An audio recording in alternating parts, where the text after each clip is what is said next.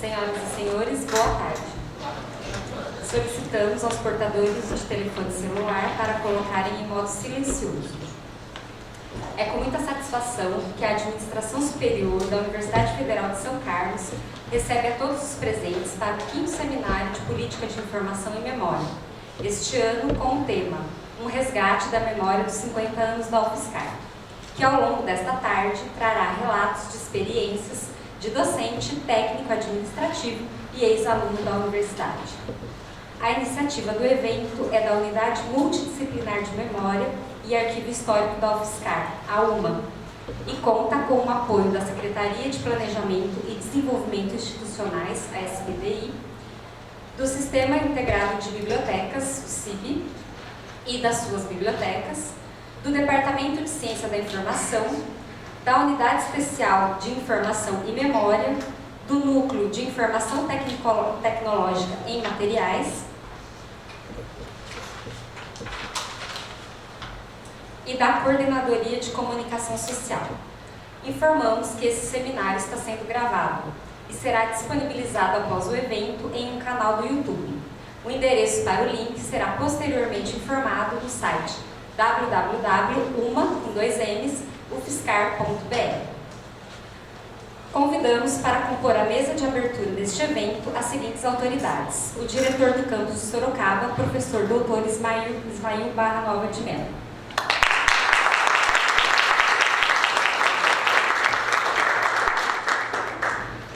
Representando o diretor do Sistema Integrado de Bibliotecas da UFSCar, professor Heriberto Morato do Amaral, convidamos a vice-diretora do CIB, Emilene da Silva Ribeiro.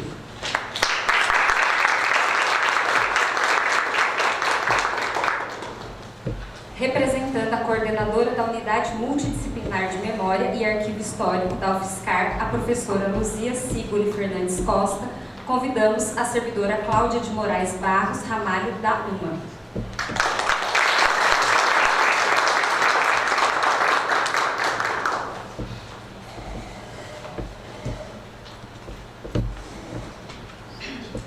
Gostaríamos de agradecer a presença de diretores, secretários, docentes, alunos e técnicos administrativos desta universidade. Temos a satisfação de dar início ao 5º Seminário de Política de Informação e Memória da UFSCar, passando a palavra ao diretor do campus de Sorocaba, professor Ismail Barra Nova de Mello. Boa tarde a todos. Com muita satisfação, muita honra, prazer estar aqui nesse momento histórico. Não é sempre que a universidade completa 50 anos e, sem dúvida alguma, o nosso campus faz parte já dessa história, mesmo tendo sido fundado em 2006.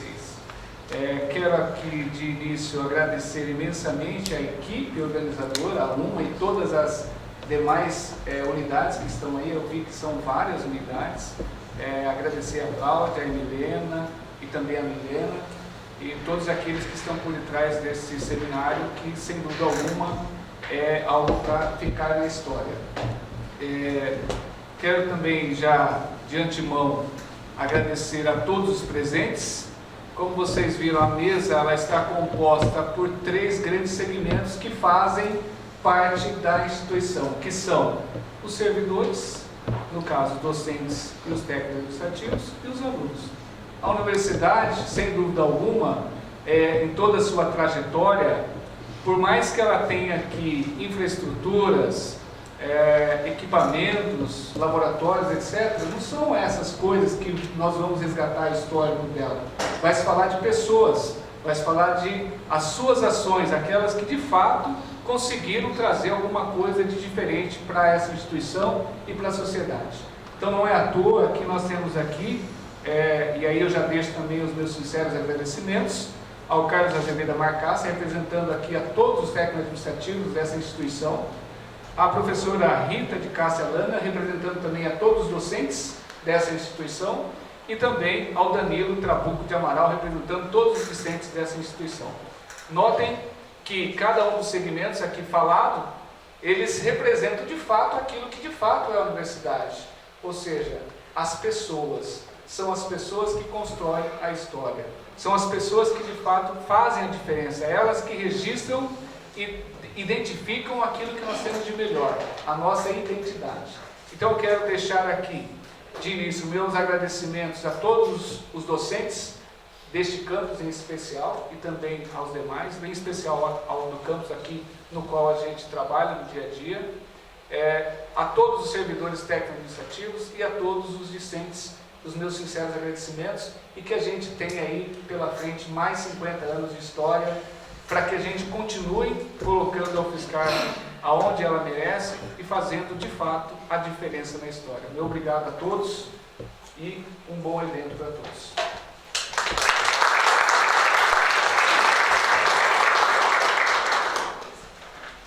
Agradecemos ao professor Ismael e convidamos agora para fazer uso da palavra Emilene da Silva Ribeiro, do Sistema Integrado de Bibliotecas.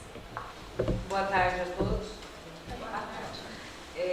Com imenso prazer que estou aqui no 5º Seminário de Memória da UFSCar. Participei de todos. Esse é o primeiro Multicamp, está sendo bem bacana, porque cada camp tem uma história diferente para contar. Tenho certeza que hoje também vai ser ótimo, né? Cada campus com as suas peculiaridades e a gente tem assim, aprendido muito. E nós do CIB estamos participando desde o início e agora a gente também está acampando a UMA dentro do CIB, né? Que até então era só um grupo de trabalho e agora ela vai ser institucionalizada mesmo. E como somos ainda uma universidade nova, conseguimos recuperar muita memória. Vocês aqui, então, um campus mais novo ainda, conseguem recuperar mais memória ainda. E eu acho que é super importante a gente ter essa guarda, essa recuperação de memórias, principalmente porque, como o professor falou, as pessoas vão embora e essa é a maior memória que a gente mais perde, né? Os equipamentos ficam, né? A memória fotográfica fica, mas as histórias a serem contadas, isso só as pessoas mesmo podem nos trazer, né? Agradeço a todos, a participação de todos e tenham um bom evento.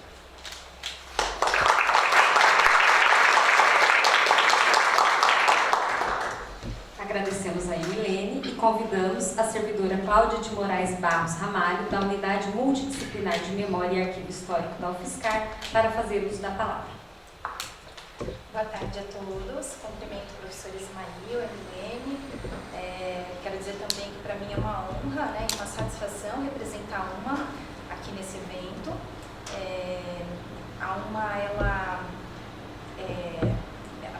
esse seminário, na verdade, ele é uma iniciativa do grupo de trabalho, né, como a Emilene falou, que foi criado para dar conta dessa implantação, né, da Unidade Multidisciplinar de Memória e Arquivo Histórico da UFSCar. A UMA foi criada no Consul em 2017 e aí no ano passado, 2018, a SPDI nomeou, né, criou esse grupo de trabalho, né. Hoje nós estamos mais ou menos em torno de 30 pessoas trabalhando, né, um grupo bem amplo, e esse seminário ele teve a sua primeira edição em 2010. Nos anos subsequentes houveram outras edições, depois ficou um tempo sem acontecer nenhuma, e no ano passado nós retomamos, né, esse seminário com a sua quarta edição. E no ano passado a gente lançou a campanha, né, do Doe um Minuto do Seu Tempo para os 50 anos da UFSCar. Vocês, imagino que devem ter visto, a CCS fez bastante divulgação em todos os portais de todos os campos, para que as pessoas pudessem contribuir, né, com qualquer coisa que elas tivessem relacionada à história da universidade, né, com as coleções que nós temos relacionadas à história da UFSCar, que estão dispersas pelo campus e fora do campus também. Até o momento, nós já tivemos um retorno de quase 200 pessoas já responderam esse formulário, um formulário bem simples, né, do Google, é 1 minuto mesmo, é bem rapidinho, e respondendo, né, que tem alguma coisa relacionada à história da universidade. 80% desse material são fotografias e 20% são documentos diversos, né, materiais diversos. Então isso demonstra, né, o quanto a comunidade está sensibilizada, o quanto, né, querem contribuir, né, para esse resgate, para a preservação da memória da UFSCar. Como o professor Leandro bem falou na abertura do evento lá em São Carlos, os 50 anos da UFSCar, eles não são somente do campus São Carlos, né, onde tudo começou, né, que foi o primeiro, mas de todos os campi. é importante ressaltar, né, mesmo que esse esforço, né, da comissão e do grupo, né, todo, né, de trabalho da UMA para que esse evento fosse multicamp. E, então eu só tenho a agradecer, né, o apoio do CIB também e de todo o grupo de trabalho e principalmente da comissão, né, então a Milena, o Ari, a Keila e toda a equipe de Araras, a Vera Lui, a Lígia, o Renato, o Diego, a Emilene, a Sônia Vendrame, né, e todos do GT. Então eu desejo um excelente evento a todos e boa tarde.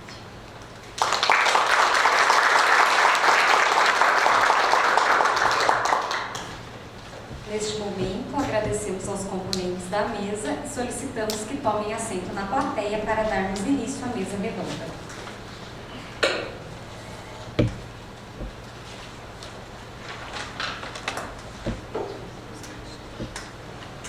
Para esta mesa redonda, convidamos para tomarem assento à mesa o engenheiro Carlos Azevedo Marcaça, a professora Rita de Cássia Lana e o ex-aluno da primeira turma do curso de Ciências Biológicas do campus de Sorocaba, Danilo Trabuco do Amaral.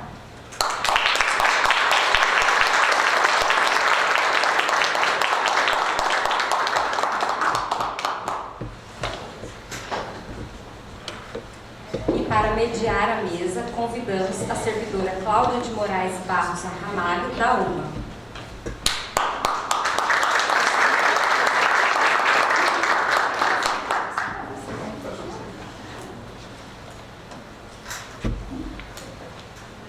Neste momento, para dar sequência aos trabalhos, passo a palavra à mediadora Cláudia. Obrigada. Quero saudar. Tá. Estão ouvindo bem? Então, eu quero saudar as pessoas aqui da mesa, o Carlos, o Danilo e a professora Rita. Obrigada por terem aceitado o convite de estar aqui nessa mesa hoje. Eu vou falar bem rapidinho qual vai ser a dinâmica da mesa. Então, cada um vai ter aproximadamente 30 minutos, tá? Para falar um pouquinho. E a sequência das falas é o Carlos primeiro, depois a professora Rita e o Danilo, tá bem? E ao final, né, após todas as falas, a gente vai abrir para as perguntas, para as considerações que vocês queiram fazer, tá bem? Então, dando início aqui, o Carlos Azevedo Marcaça, ele é servidor desde o início do campus de Sorocaba. Ele é formado em Engenharia Civil pela Faculdade de Engenharia da Fundação Armando Alves Penteado, a FAAP, com pós-graduação em Segurança do Trabalho, Administração de Empresas, Perícias de Engenharia e Avaliações e MBA em Tecnologia Educacional pela mesma universidade. Ele é técnico administrativo na Universidade Federal de São Carlos, campus de Sorocaba, desde 2006, atuando como engenheiro civil. De 2007 a 2012 foi diretor da Divisão de Infraestrutura e Desenvolvimento Físico e foi prefeito universitário do campus de Sorocaba na gestão de 2012 a 2016. E atualmente está lotado na Divisão de Desenvolvimento Físico e Obras. Então, agradeço mais uma vez e passo a palavra. Bom, agora tem que me desculpar pelo fora que eu dei no início, né? Tinha o histórico. Bom, se nós vamos falar de história, nada melhor que pegar um Jurássico para falar. Um Jurássico tanto de idade quanto de tempo no campus. A primeira vez que eu pisei nesse campus, tinha se iniciado, eu não era ainda TA, e tinha acabado de receber a notícia que tinha passado no concurso e vim dar uma olhada o que era aí, porque uns meses antes o Lula parece que tinha vindo aqui plantar umas árvores, lançar a pedra fundamental. Eu vim, entrei por uma porteira no campo, era naquele canto da cerca, e a porteira estava até aberta, e dali a pouco entrou um carro do DR atrás de mim, da Polícia Rodoviária. Veio me dar bronca porque a porteira estava aberta e as vacas que pastavam não podiam sair. Essa foi a minha estreia aqui no campus, né? Então, isso foi por volta de abril, maio de 2006. Eu acabei sendo efetivado em setembro de 2006 e não sou o mais antigo. Tem alguns TAs aqui, professores um pouco mais antigos, somente professores, né? E, se só tinha pasto, como é que vocês trabalhavam? Na verdade, eu vou fazer um histórico e vocês vão acabar entendendo que a prefeitura arcou com algumas coisas no início para nós. Mas vamos lá, eu vou fazer Vou começar antes de 2006. Esse. Vamos lá. Então, aí, pulou. Aqui. Então vamos aí, desculpa, é coisa de Jurássico mesmo. Olha. Em 1999, a professora Yara Bernardes começou a trabalhar para trazer uma universidade para Sorocaba. Isso foi contado por ela mesma. Okay? A ideia de início era aproveitar as instalações ociosas que tem lá na Flona. Hoje elas não estão mais ociosas. Quem foi lá já viu que elas sofreram reformas e estão sendo utilizadas. Mas não deu certo. Em 2003, ela ressurge e tenta trazer a universidade, como aqui era governado por PSDB, governo PT, ela ligada ao PT, acabou indo na prefeitura de Votorantim. Mas não encampou a ideia lá em Votorantim. Aí, em 2005, ela fez a demanda com o Dr. Vitor Lippe, que era o prefeito atual, que aliás está na placa ali de inauguração do campus. E ele acabou encampando a ideia. E encampando a ideia é que acabou a coisa aí, daí para frente foi muito rápida, né? O plano diretor começou a ser, o primeiro plano diretor foi elaborado por uma empresa terceirizada em 2005. Quer dizer, antes, evidentemente, da existência do campus, né? Então, aí vem a escolha do terreno. A escolha do terreno teve muito a ver com o nosso saudoso professor Marins. A prefeitura colocou 3 áreas à disposição da universidade. Uma delas era na Avenida Itabuvu, a outra não me recordo. Itabuvu, com certeza, lá perto do Parque Tecnológico, né? E acabou sendo escolhida essa área que está aí. E é onde nós estamos. Essa imagem é de 2006, então vocês veem como é que era a situação nessa época. Ok? Aí está a rodovia, onde estava Sorocaba, Salto de Pirapora, a nossa área do campus, bairro de Tinga, e lá embaixo nós tínhamos um açude. Tínhamos, né? A área do campus, então, é de 700 mil metros quadrados. É onde nós estamos aqui hoje, né? A Prefeitura de Sorocaba arcou com a doação da área, a infraestrutura inicial que compreendia cercamento de toda a propriedade, asfalto, se eu não me engano, tinha um X metros quadrados de asfalto, não me lembro, mas ela fez muito mais, acabou fazendo muito mais do que o inicial. Água, esgoto, rede de incêndio, energia e iluminação, e ela ainda arcou com a cessão dos espaços físicos até a universidade se tornar física dentro do campus. Então, no início, nós começamos a trabalhar os TAs e as salas dos professores, era na NCH, uma indústria que, para vocês localizarem, de um lado tem a Facens, do outro lado tem a Automec, e essa indústria ficava do lado da Automec. Então, nós ficamos ali, ocupando 3 ou 4 salas, e os professores dando aula na Facens. Tinha que atravessar ali, e não tinha passarela, não tinha radar, não tinha nada naquela época.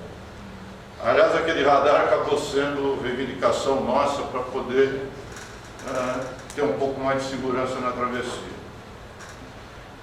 Nossa, que eu digo, o fiscal, tá? Nossa, minha. Bom, disso aqui, a prefeitura fez toda a rede de esgoto, mas não concluiu até hoje o sistema de tratamento de esgoto. Okay? Então ainda falta, aqui para trás tem uma estação elevatória, porque o esgoto corre nessa direção e ele tem que ir lá para aquela extremidade, lá perto do lago. Então, tem uma estação elevatória aqui e lá embaixo tem a estação de tratamento de esgoto. Essa estação foi construída, está lá o esqueleto, aqui também a estação elevatória, está abandonada aí há muitos anos. Houve um problema com a empresa, etc., e ficou. A rede de incêndio, ela fez toda, não aprovou no bombeiro, e por causa disso nós acabamos tendo problema mais tarde, porque o problema é nosso, né? E hoje nós estamos com problema nessa rede, porque ela tem vazamento e não está podendo ser ligada. Está difícil agora de descobrir a causa. Bom,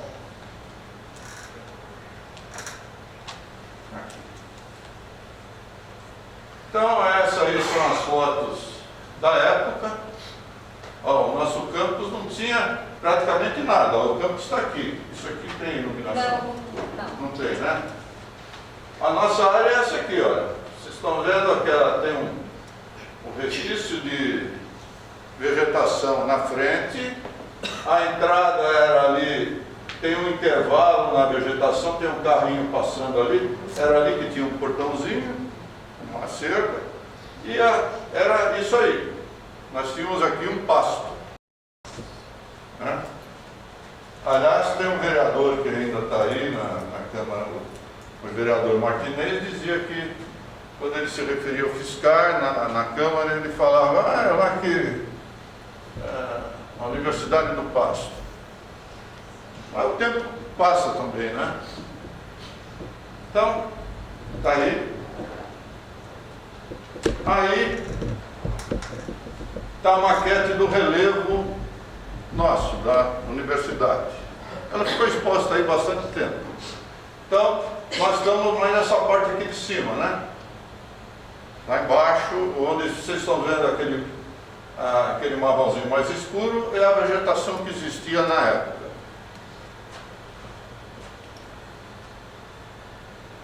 Aí mais um detalhe.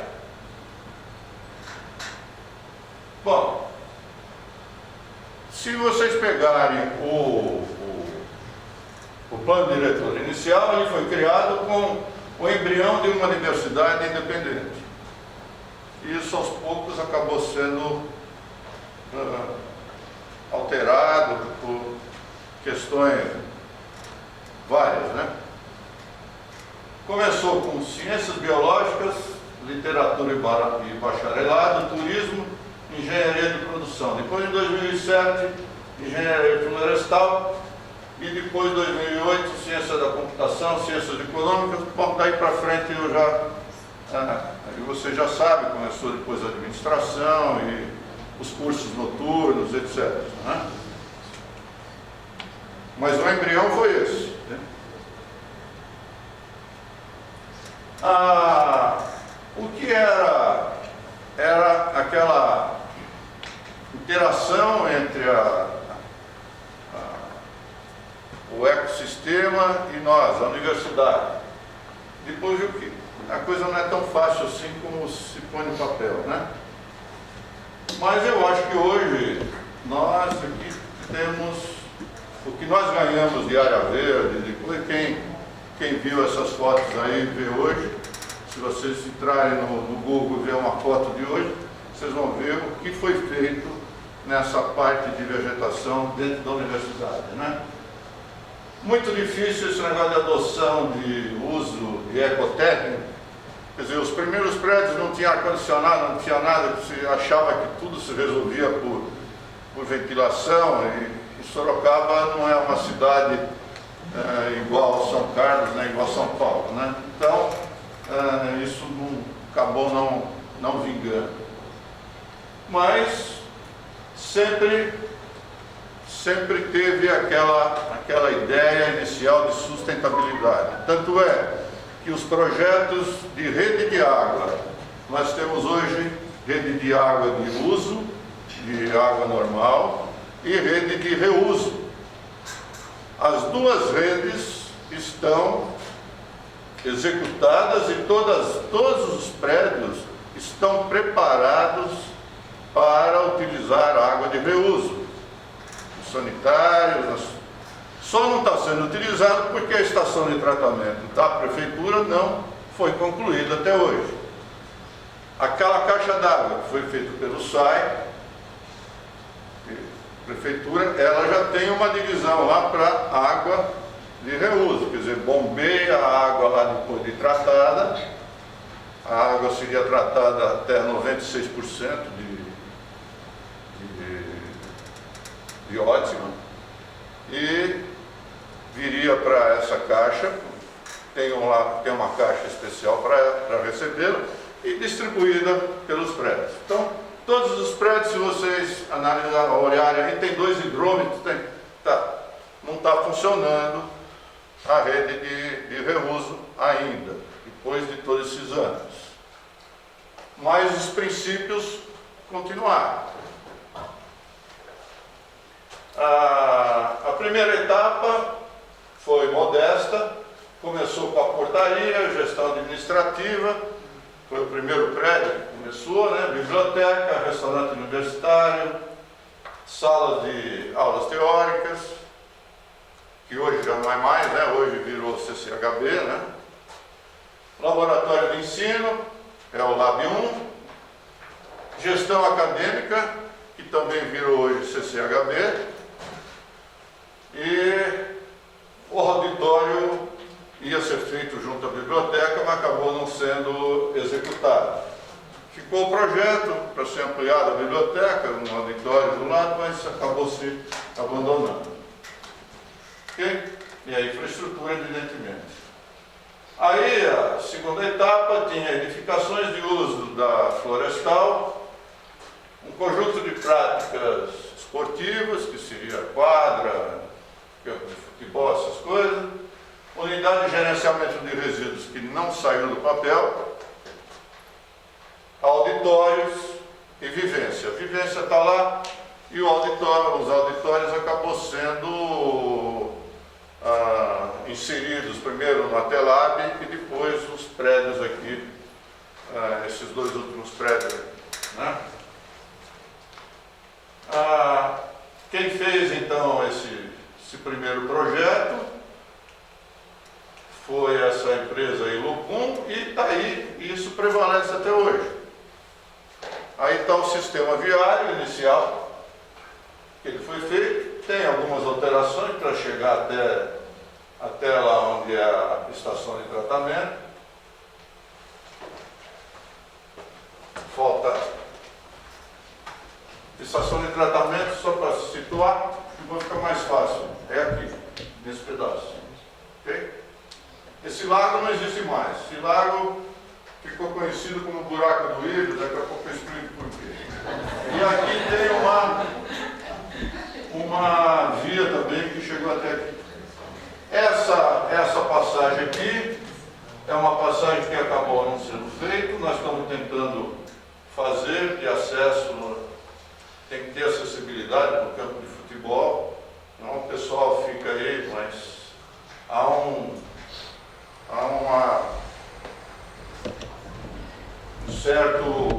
certa precaução aí estrago que se vai fazer aqui. Na verdade, nós tivemos que fazer alguma coisa nesse sentido aqui e aqui perto do prédio administrativo, que não parece tanto, mas tinha mais uma coisa para lá.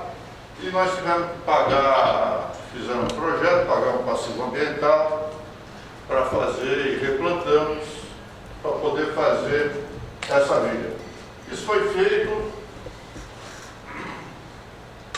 O campus inicialmente seria esse aí, essa maquete aí que vocês estão vendo. Isso foi o planejamento inicial. Janeiro de 2006. Então, muita coisa mudou. Muita coisa está aí. Então, os recursos da prefeitura estão aí. 12 mil metros de asfalto agora está aí. Eu não lembrava aquela hora. Ela fez todo o cercamento e aqui ela fez um alambrado. Nesse trecho aqui ela fez um alambrado. Eu não sei porque foi medido esse alambrado, mas é coisa antes de eu entrar na universidade. Os recursos da universidade foram aparecendo aí, né? Então, pórtico de acesso foi a primeira coisa, prédio de gestão administrativa, área esportiva, os blocos didáticos e um eixo de pedestre e ciclovia foi feito em parte. Okay? Esse foi os edifícios ali. Aí está uma situação, esse atual é de 2008. Em 2008 o que nós tínhamos? Então nós tínhamos o LAB, o AT, gestão acadêmica, né? A biblioteca e o RU. Esses estacionamentos não chegaram a ser executados. Okay? Um layout aí, em 2008, como é que nós estávamos? O Lab 2, que vocês estão vendo aqui, ele seria construído lá na frente do Lab. É onde estava previsto o prédio para florestal. Mas não seria um prédio só para florestal, então teria outros laboratórios. Esses outros laboratórios, acho que compreendiam engenharia de produção, então seria um prédio para ser colocado aqui na frente. Aí a universidade acabou entrando no sistema de reúne, que está o pórtico, eu vou voltar lá naquele assunto lá. E o pórtico foi considerado o símbolo da ocupação do novo campus. Foi feito, os alunos vinham aqui. Quem está aqui, o nosso primeiro aluno, deve ter vindo aqui no pórtico, vim visitar, teve uma cerimônia aí de inauguração do pórtico. Acho que o Silvio participou, a professora Rita. E aqui em janeiro, o início do GAD foi o início do primeiro prédio. Aqui já está em 2007, em outubro. No início, em 2007, em janeiro também, nós tivemos o GA, o AT e o LAB. Aí estão os primeiros pilares dos prédios. Aqui está aí uma foto aí que também fica para a história aí. Eu acho que tem um professor aí que não está mais com a gente, né? Não, é o Jorge. É o Jorge, está também? Então estão todos aqui. A Virgínia, que andou afastada acho que há um tempo. Ela ficou fora. Fazendo foto, estava fora, né? Então o professor Miguel, o professor Isaías. Aí o GA, já tomando o AT. Aqui é o lab didático. E aí passou para o AT-Lab. Voltando lá naquele que era para ser só um AT2. O que aconteceu? A universidade acabou aderindo ao Reúne. E aí precisava de mais salas de aula. Só os laboratórios não seriam suficientes. Aí se pensou, por questões econômicas e também de agilidade de construção, concentrar tudo num prédio só. Bom, aí ficou uma briga entre o campus, e o professor Isaías nisso ajudou muito, e o nosso EDF lá de São Carlos, que o EDF queria esse monstrengo que está aqui na frente, esse apelado, que tem 8.400 metros, queria que se construísse lá na frente. Mas nós conseguimos mostrar para eles que se aquele prédio fosse executado lá, tiraria toda a estética da universidade. Vocês imaginam aquele prédio estaria lá onde está hoje o sindicato dos professores e onde os TEAs estão edificando hoje o sindicato. Aí conseguimos, depois de muita luta, o professor Isaías montou até um SketchUp, quem sabe o que é, montou umas perspectivas lá e acabamos convencendo. Mas mesmo assim ficou ainda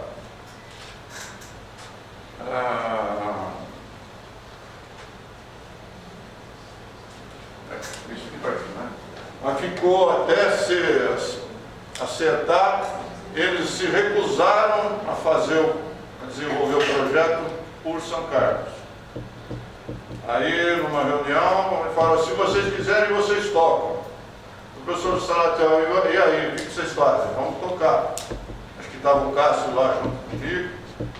E vamos tocar. E passaram a bola para nós e conseguimos levar a bom termo aí esse prédio que está aí. Né?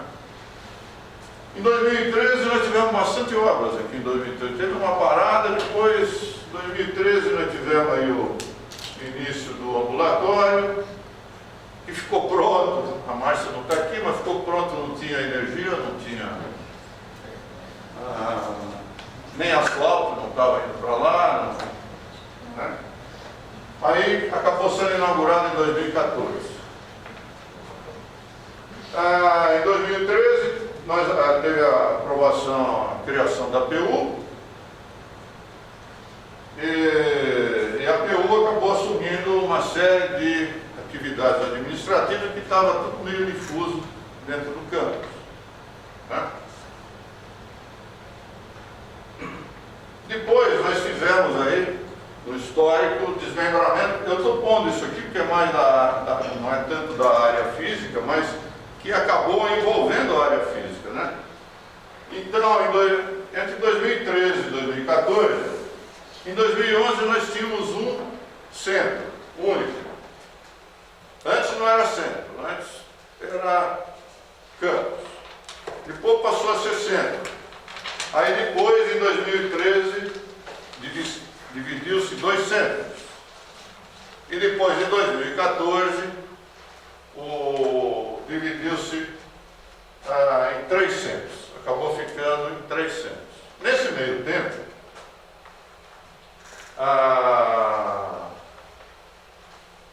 nós tínhamos o pós-graduação, mestrado, foi iniciando tudo meio aos trancos e barrancos nas dependências da biblioteca lá, que deixava as moças lá polvorosas, porque elas não tinham espaço.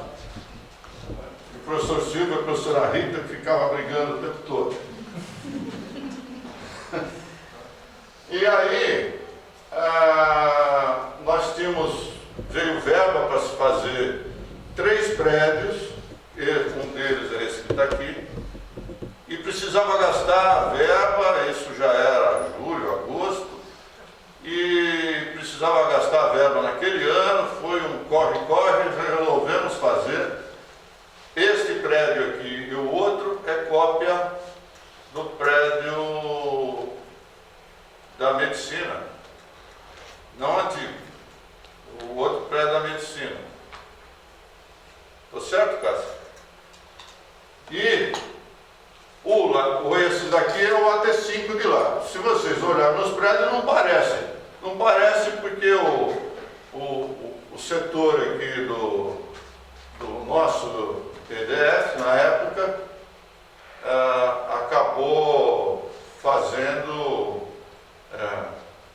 umas adaptações que conseguimos fazer com que os prédios saíssem daquele caixote e está aqui hoje.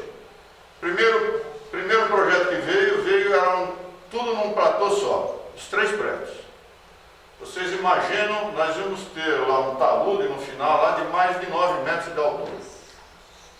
Aí, junto com a Sueli, estudamos um jeito de distribuir. A Sueli refez, também não foi fácil convencer o EDF. E aí já preparamos os 3 prédios e mais a localização do FINEP 4. Foi assim que acabou. Aqui estão os centros, né, que eu já falei. E hoje, em 2013, foi refeito aquele plano diretor. É lógico que não dá para vocês lerem tudo isso aí, né? Mas dá pelo menos para ter uma noção do que é, né? A portaria 2 até agora não foi feita, né? Estava aqui porque estava se pensando em toda a circulação de ônibus, então ia ter um terminal de ônibus lá, resíduos sólidos, aí ia ficar lá também, porque é fácil mas isso acabou não indo para frente, ok? Está aqui, eu só ampliei um pouco aí, a noção. Vê que está bem diferente daquilo inicialmente. Aqui, então, a gente tinha nós íamos ter estação experimental, os viveiros estão feitos, né?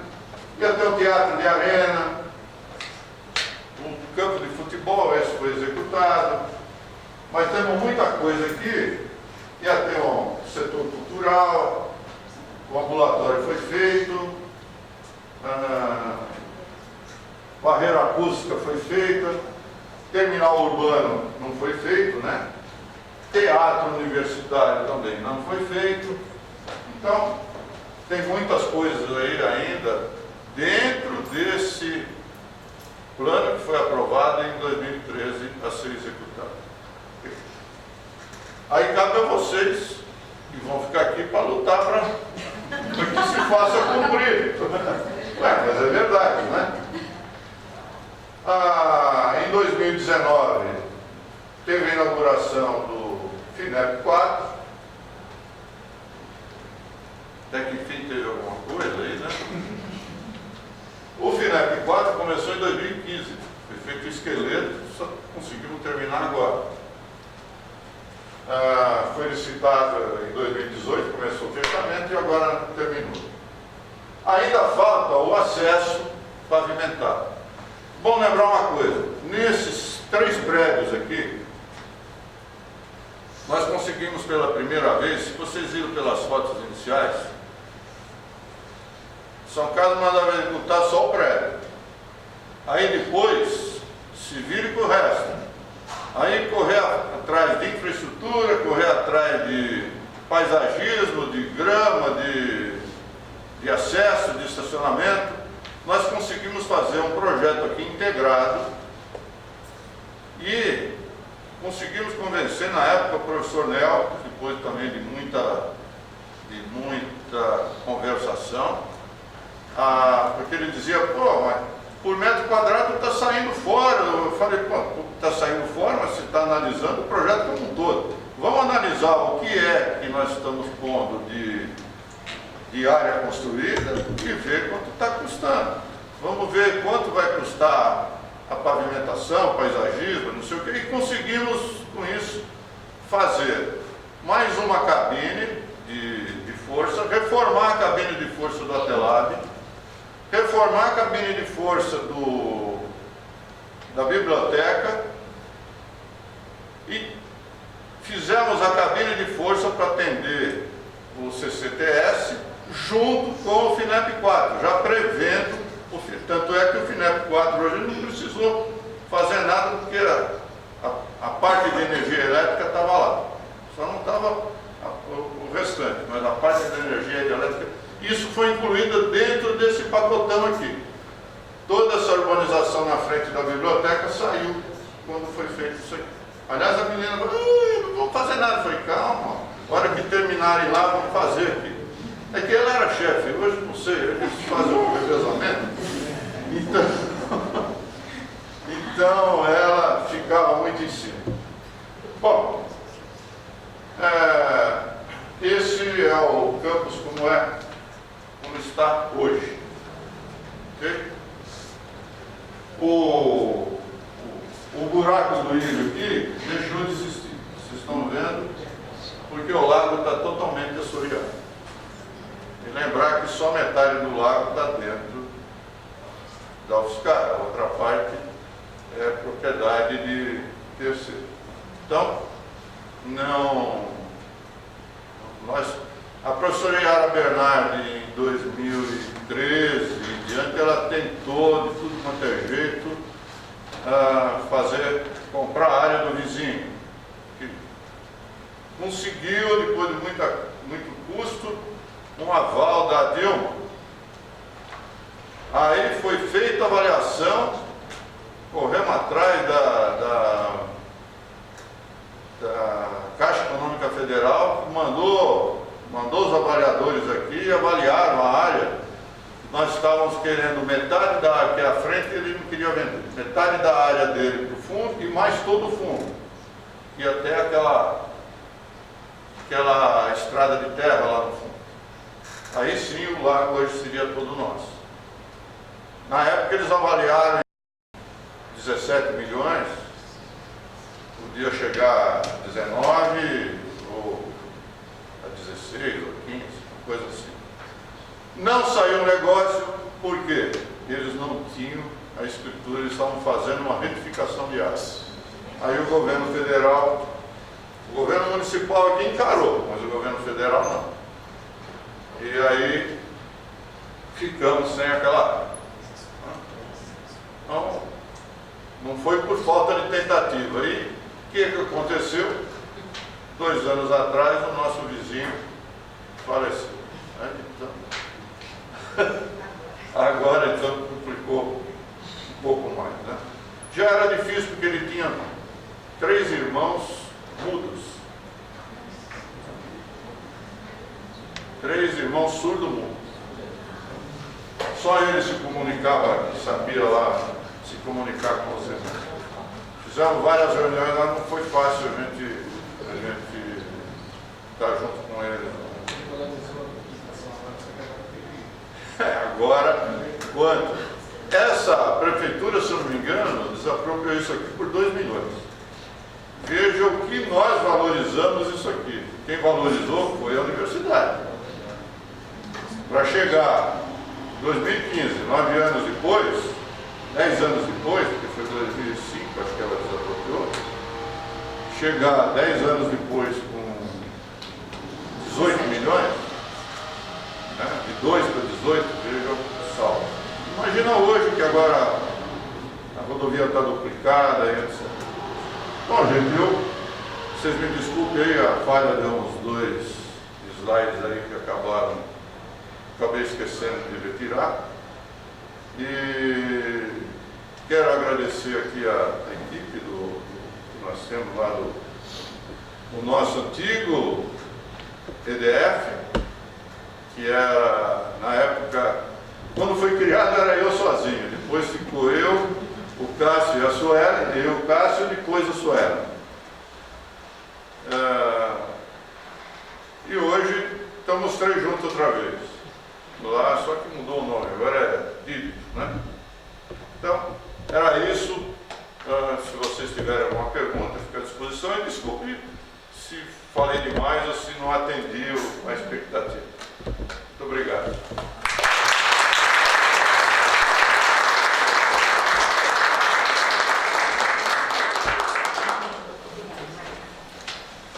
Nós agradecemos muito o seu relato. Acho que quando se trata de resgate, né, da memória, da história, quanto mais jurássico, melhor. Então a menina acertou em cheio no convite. Foi muito interessante todo esse histórico que você nos trouxe, né, juntamente com as fotos, as plantas. eu vejo que a gente conhece pouco, né, da nossa história. Eu não estou falando, acho que só por mim, ou né, por nós aqui da equipe que somos de São Carlos, mas pela cara de vocês, acho que muitos também não conheciam, né, essas informações que você nos trouxe, esses pormenores, essas dificuldades, esses desafios, né, do começo do campus. Então foi muito legal. E aí também a gente descobriu que tem uma coisa em comum com o campus de São Carlos, nós também não temos mais o lago que secou, né? Então agradeço mais uma vez. Então agora... Eu só esqueci de uma coisa, se você me der um minuto. Nós temos uma cápsula do tempo que deve estar para ser aberta o ano que vem, se eu não me engano. E ela está lá, instalada debaixo da escada do GAD. O antigo GAD, hoje é o CCHB.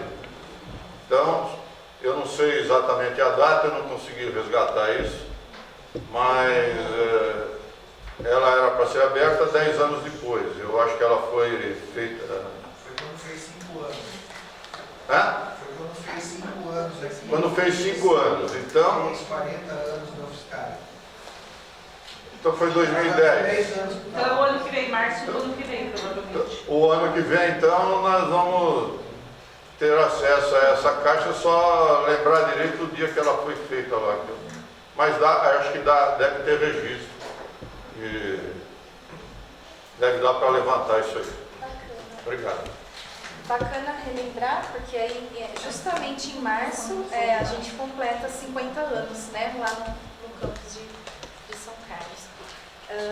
Então agradeço novamente ao Carlos e agora eu convido a professora Rita de Cássia para fazer suas considerações. A professora Rita ela é formada em História pela Universidade Estadual de Campinas, Unicamp, com especialização e mestrado em Filosofia pela PUC e doutora em História pela USP, São Paulo. É pesquisadora junto ao Núcleo de Estudos de História e Historiografia da USP.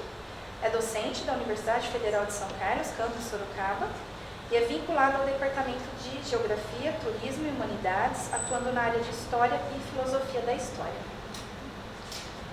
Meninas, quer sentir o microfone? Parece que não está funcionando. Deixa ele desenvolver.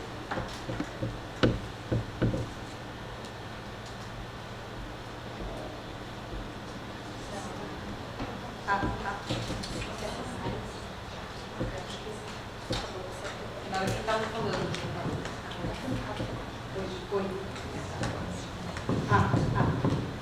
Assim, né? Voltou? Esse aqui está funcionando. Bom, boa tarde. Em primeiro lugar, quero agradecer o convite, a oportunidade de estar aqui nessa tarde falando a respeito da universidade e, acima de tudo, da vida de todo mundo que está aqui dentro, que passa um tempo da sua existência junto a uma instituição que carrega aqui para dentro as suas vivências e que também leva o que passa aqui para outros locais quando se descobre, né? Se Macássio falou que é Jurássico, então eu sou arqueozoica, né? Eu faço parte do famoso grupo dos 30 primeiros que chegaram para construir o campus Sorocaba. No início só chegaram os servidores docentes inicialmente e depois aí vieram outros servidores, junto com os servidores docentes vieram os técnicos especializados nas áreas que eram necessárias, né?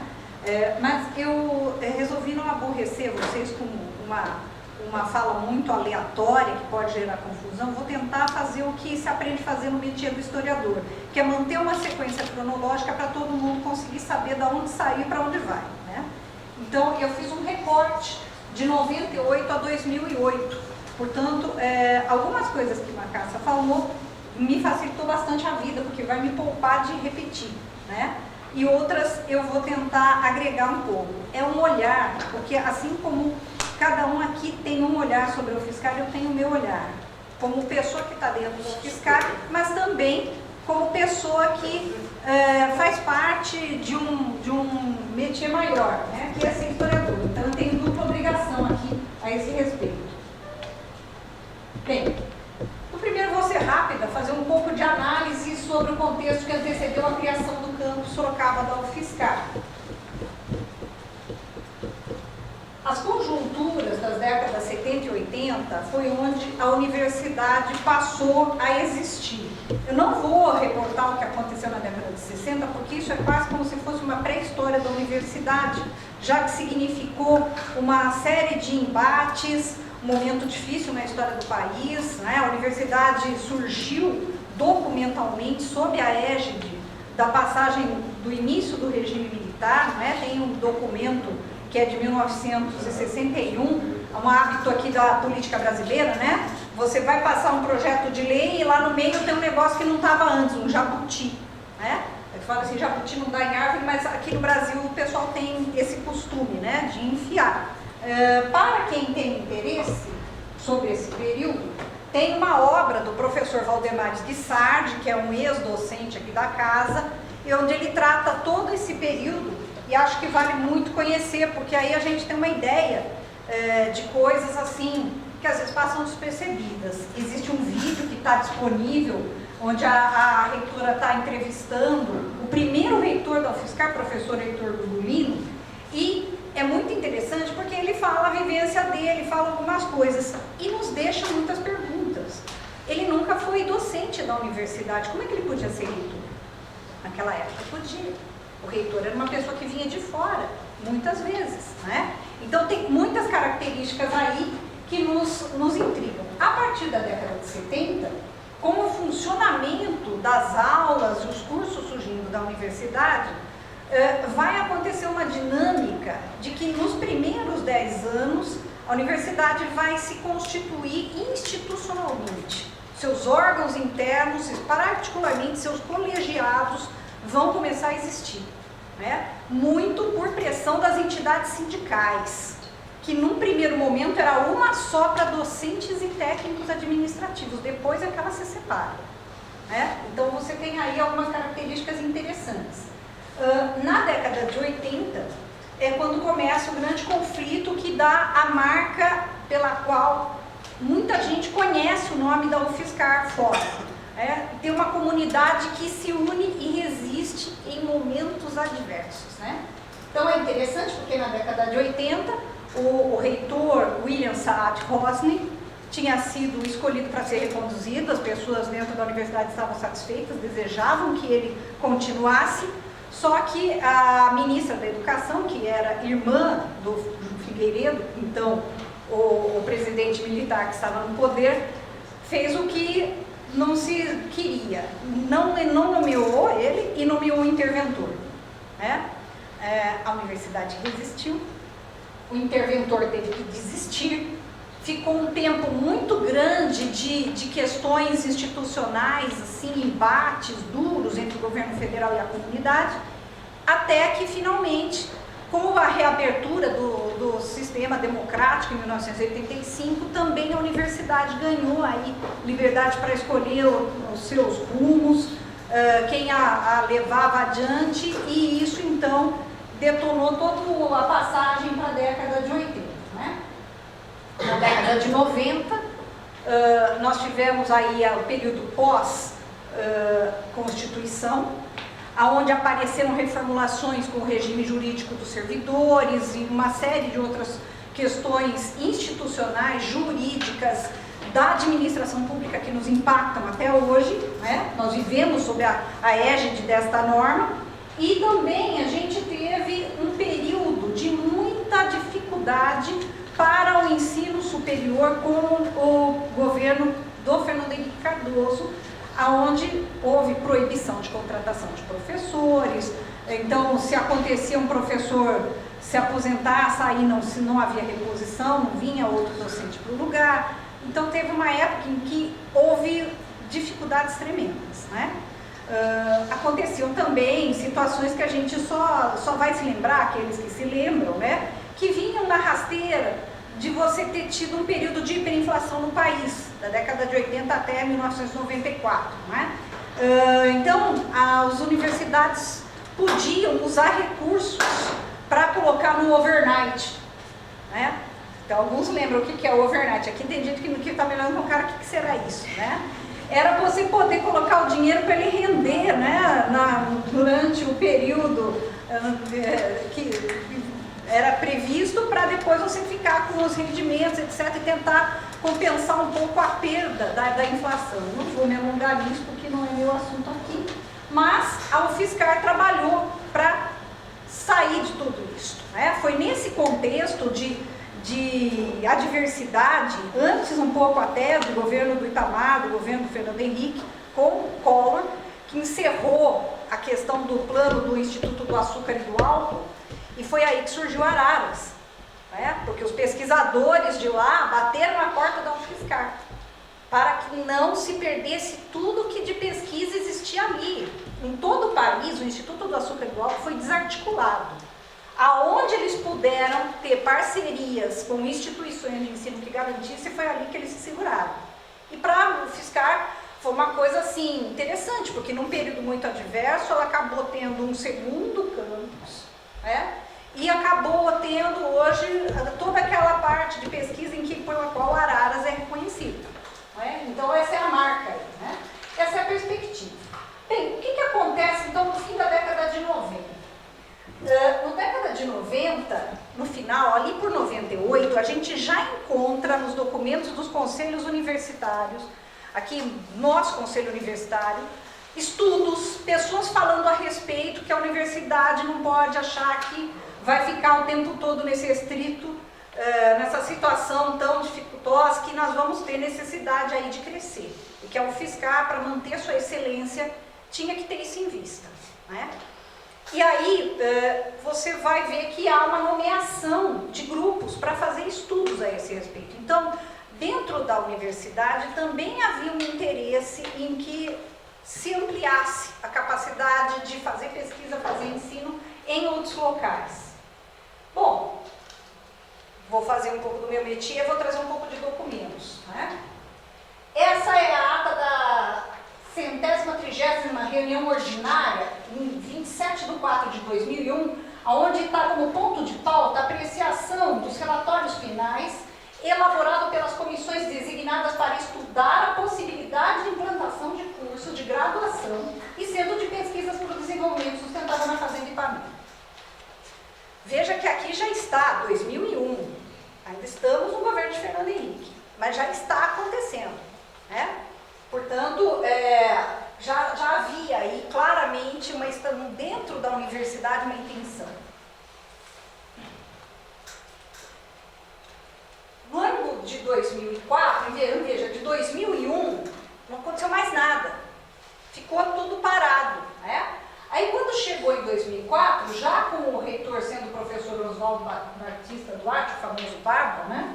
A gente teve aí, ele fazendo um lembrete, né, que o Conselho tinha aprovado essa implantação em 2001, mas não teve como tocar essa proposta à frente, porque não tinha investimento em vistas do governo federal, né?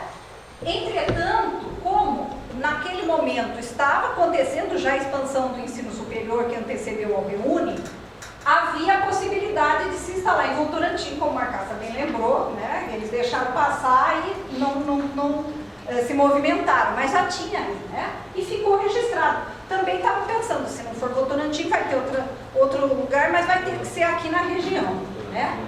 Havia muito interesse, inclusive, porque uma parte dos grupos que impulsionaram isso desejavam ter locais de pesquisas aqui ligados ao fato que das unidades de conservação, das áreas aqui desse entorno, né? Tinha todo um estudo sobre isso.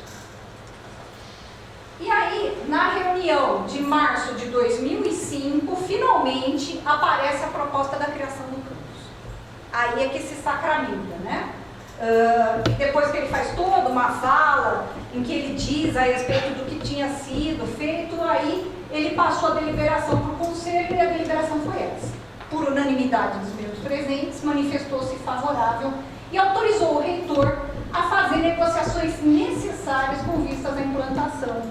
A partir daí, nós acompanhamos, em paralelo com essa movimentação, a movimentação em Sorocaba do prefeito para a desapropriação da área e a escolha de tudo isso, né? O que acontece? 5 áreas inicialmente são propostas, depois 3, e finalmente se chega à área que hoje é o campus, né? numa série de idas e vindas, né?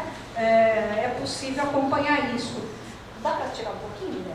E abrir tem um PDF aí. Não, o outro. PDF. Isso, esse é a Universidade Pública. Isso aí é o diário do município de Sorocaba. Infelizmente deve ter acontecido alguma desconfiguração quando mudou a máquina, não dá para ver, mas é a foto do campus, é aquelas fotos que vocês viram aí quando o Marcos mostrou, né? E aqui, dia 15 de julho de 2005, já aparece, né? Tudo que foi falado, olha lá, a prefeitura vai investir 2 milhões nessas adequações e pagará pelo terreno 1.785.000. Aqui tem os dados todos de quanto foi pago, etc. E o diário do município registra, né, todas essas etapas aí que se sucederam. Você fala?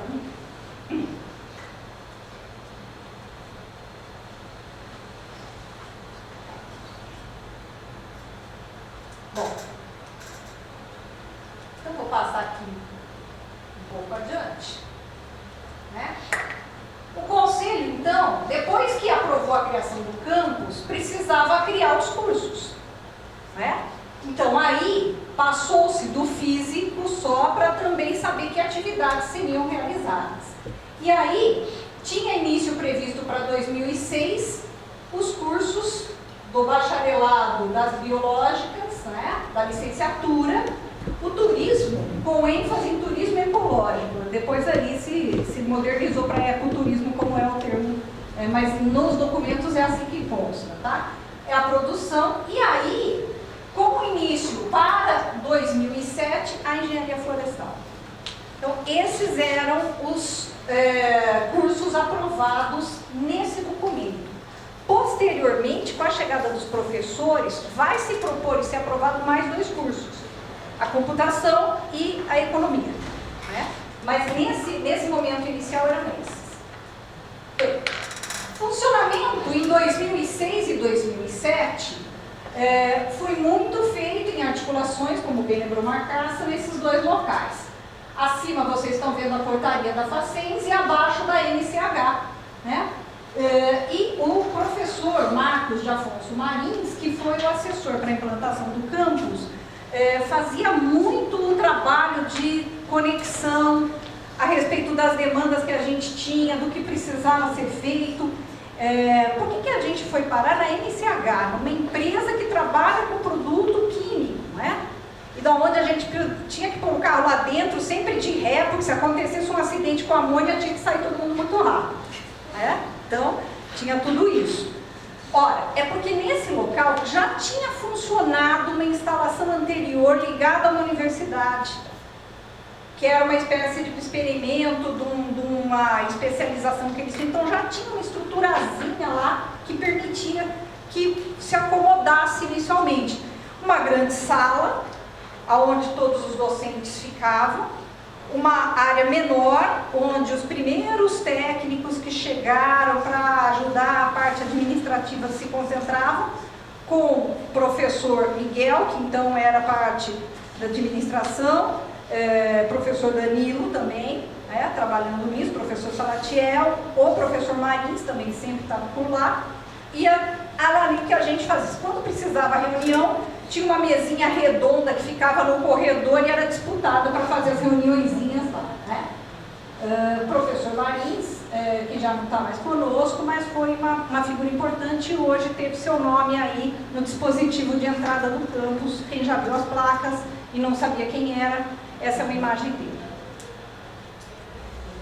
E ele é a primeira, hoje engraçado, né? Se fala muito isso, toda vez que eu escuto ele me vem à cabeça.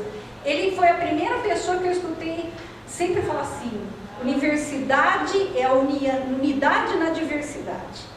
Ele sempre falava isso, né? E hoje em dia tanta gente fala. Engraçado. As coisas retornam, né? Bem, isso aí, dia 13 de abril de 2006, o lançamento das obras do campus, com a visita, então, do presidente Lula, do ministro Aloysio Mercadante, ali do lado dele, né? O reitor está ali entre os dois, professor Osvaldo, né?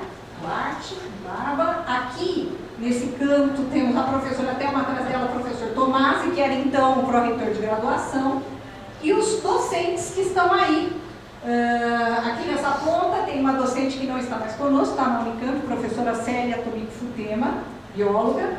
Do lado dela, a professora Heloísa Cisla, que está lá em São Carlos, né? Do lado de blusa verde, aí, professora Virgínia, aí professora Thelma, atrás está o professor Silvio, abaixado aqui está o Siloto, né, de terno, está o professor Miguel, professora Viviane está naquela ponta, professora Bia do lado ali da professora Elizabeth, Piratelli está atrás dela, está na frente, né? Então, esses são os primeiros professor era o professores. Haddad também lá atrás ou não? Oi? Ali, ó, de azul, alto, no meio da nossa série, não é? Eu acho que é esse. Boa tarde. Ele veio também, não veio? Ele está lá atrás, ele está lá atrás de gravata. É de Ele gravata. está de gravata. Ah, Sim, né? Então, essa é a famosa foto do grupo inicial aí, que veio dar vistas a todo o cupinzeiro que estava ali atrás, né? A gente brincava, esse aqui vai ser o meu escritório, né? Porque tinha os cupinzeiros que eram monstruosos. Bem, o PowerPoint aí do plano diretor que eu estou citando aqui, vocês viram que o Marcaça mostrou, né? E tem um e-mail pelo professor Miguel orientando sobre a mudança. Você abre para mim? Aí, Miriam, nós vamos ver o que é que a gente tinha para fazer mudança naquela época. Aí está, os procedimentos para mudança para João Leme. Primeira data da mudança, né? Data da mudança era a seguinte, acho que melhor aí melhor. Está previsto para começar a sair os materiais lá da NCH, né? Vadim emprestou a picape, né? Aconteceu no dia 3 e 4, a gente começou a sair. Então, no dia 3, carregando os materiais da Facens, primeiro o laboratório de química, a vidraria, não podia quebrar gênero, então isso vinha com o maior cuidado.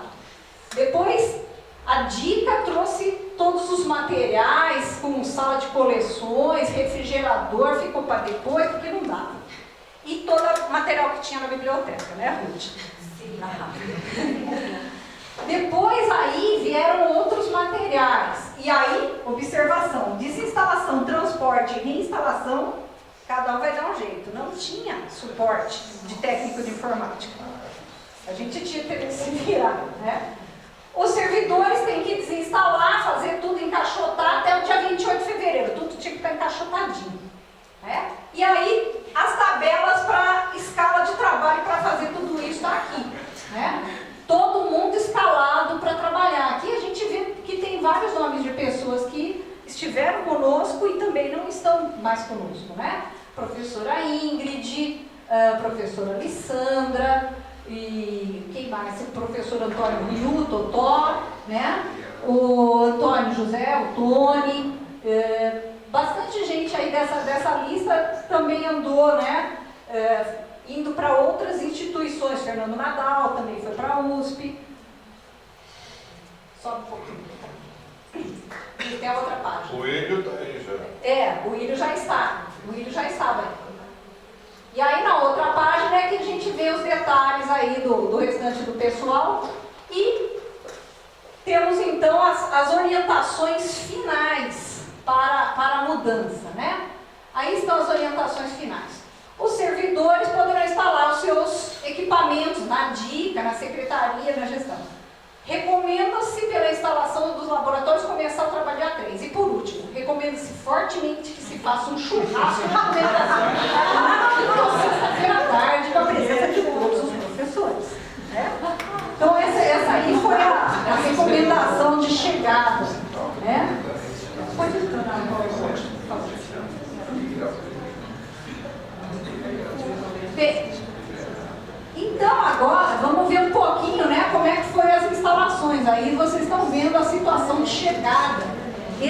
Essa sala, que é onde ficou depois o balcão de atendimento, ela não tinha algumas das paredes depois que serviram de divisória, né? Ela era uma sala completamente aberta, não tinha o brise, também entrava um sol que era uma loucura lá, né?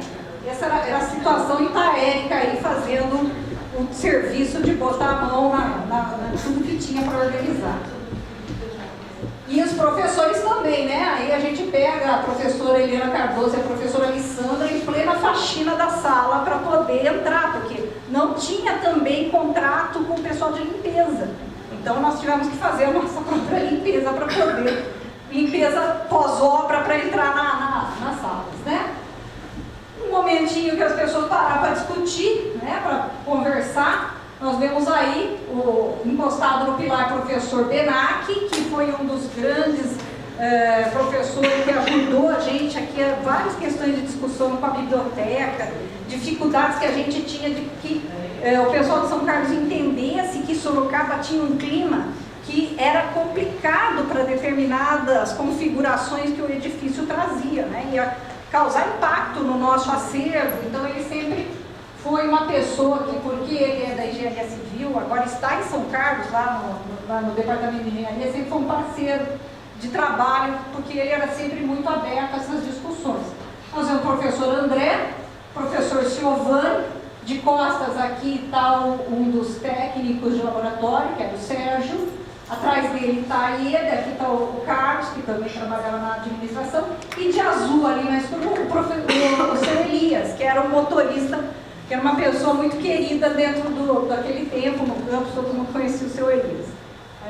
Ele participou de muitas dos eventos dessa época.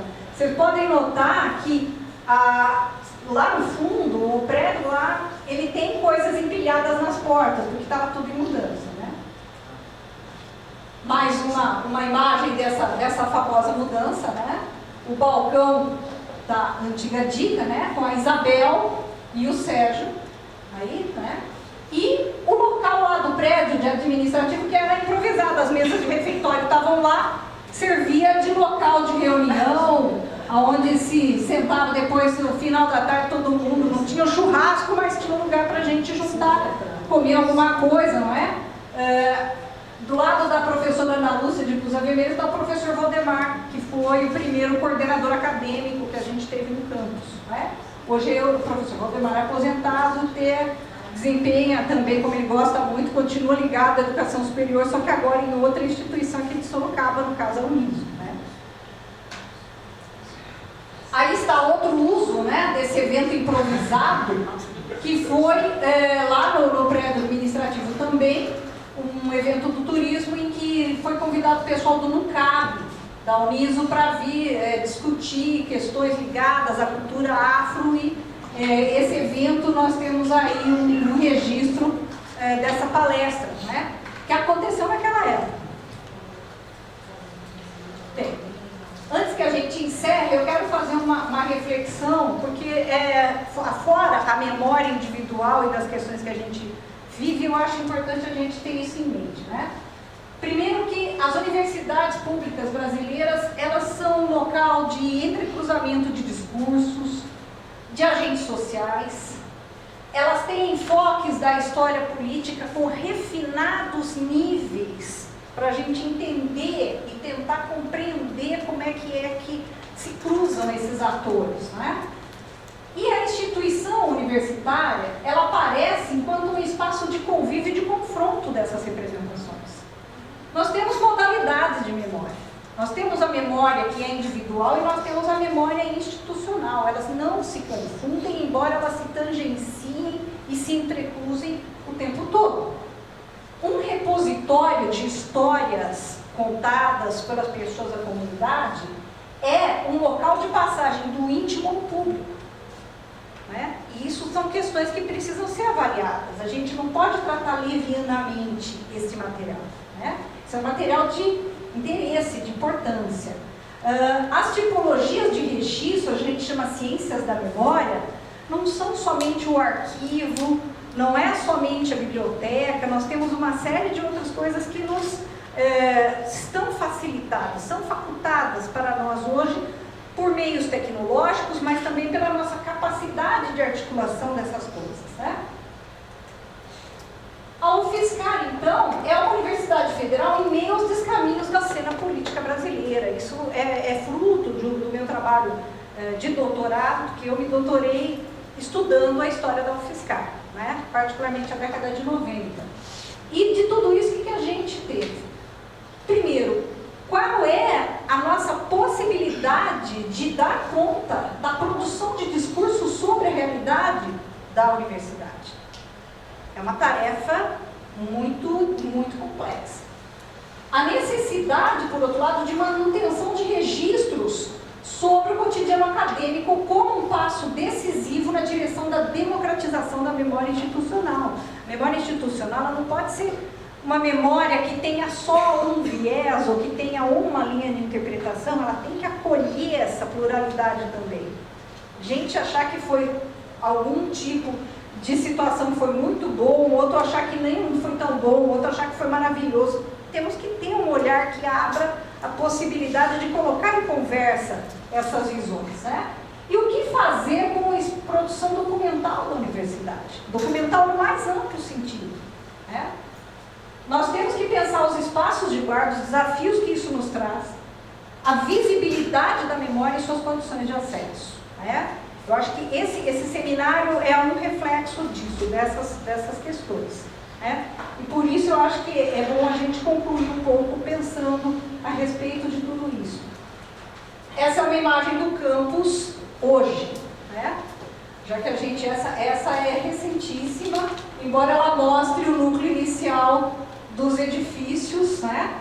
A caixa d'água lá, a parte lá de cima da estrada, da rodovia João Leme e os edifícios inicialmente construídos, aquela primeira etapa. Então, com isso, eu encerro aqui a minha fala e agradeço a vocês a paciência. Obrigada.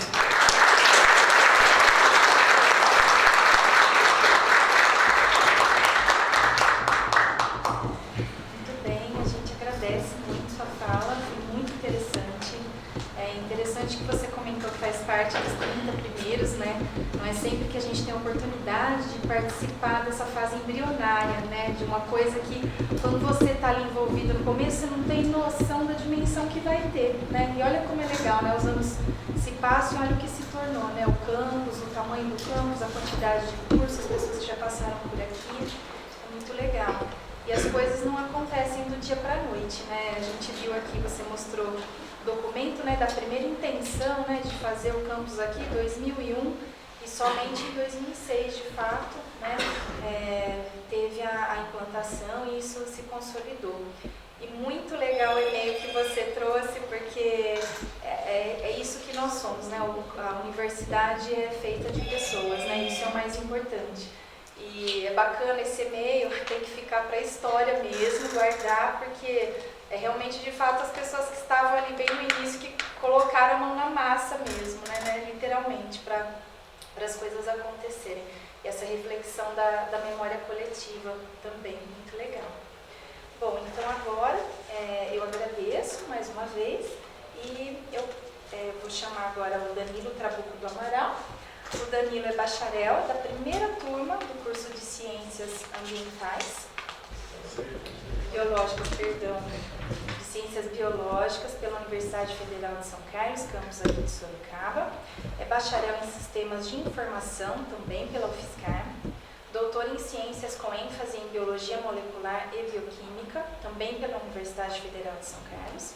É pós-doutorando no Instituto Oceanográfico na Universidade de São Paulo e é professor colaborador no programa de pós-graduação em Biotecnologia e Monitoramento Ambiental no campus de Sorocaba. Então, mais uma vez, eu agradeço, né, ao Danilo. A gente tinha um deadline muito curto para organizar o evento. Eu mandei um e-mail para o Danilo, acho que era 10 horas da noite, ele me respondeu. Eu fiquei tão feliz que você aceitou o convite, que deu certo e vai poder contar para a gente um pouquinho dessa experiência enquanto aluno, né, de uma primeira turma. Tá bem? Obrigado, Cláudio. Obrigado, pessoal, a comissão, a Milena também, que eu enchi o saco mandando alguns e-mails, né? Mas eu agradeço muito pelo convite, principalmente porque fui da primeira turma, ainda estou na universidade aqui, então venho passando esses 13, 14 anos aqui, né? Minha esposa também faz parte dessa primeira turma. E, diferentemente do que o professor Marcasso falou e a professora Rita falaram, eu vou fazer um pouquinho menos histórico e mais foto, contando mais detalhes do que a gente passou nesses anos, como a faculdade foi importante para mim, para minha esposa, para os nossos amigos e para minha família em geral, né? Outra coisa muito importante é que a gente às vezes não presta atenção como a memória é importante para a gente, né? Muitas vezes a gente tira a foto e fala, vou guardar essa foto, não vou rever. E foi muito bom para mim, eu fiquei muito feliz agora de ver algumas fotos que a professora Rita mostrou, revendo alguns professores, alguns que eram mais magrinhos, hoje estão mais loirinhos, que tinham mais cabelo, hoje não tem, ou que eu acabei ajudando a deixar cabelos mais brancos, né? Então é muito legal isso. E também muitas informações que eu não tinha, apesar de estar aqui desde 2006, que o Marcaça trouxe sobre o campus, né? Pensar que em 2005 foi aprovado, em 2006 começou, né? Então, março de 2006, um ano depois do que foi proposto, né? Já começou o campus a existir, né?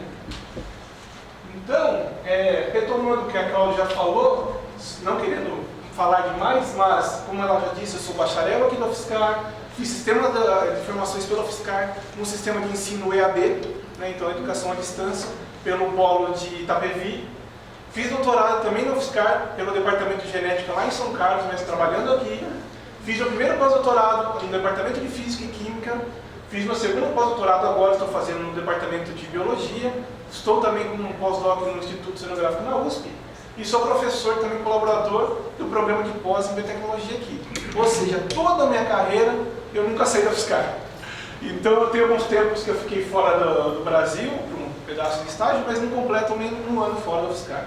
Então praticamente a UFSCar é minha casa, eu moro aqui há muito tempo. E quando a gente começou, a professora bem disse, a gente começou na Facens. Então, imagina esse monte de moleque, tudo magrelinho, carequinho, entrando, sem saber bem o que ia acontecer, né?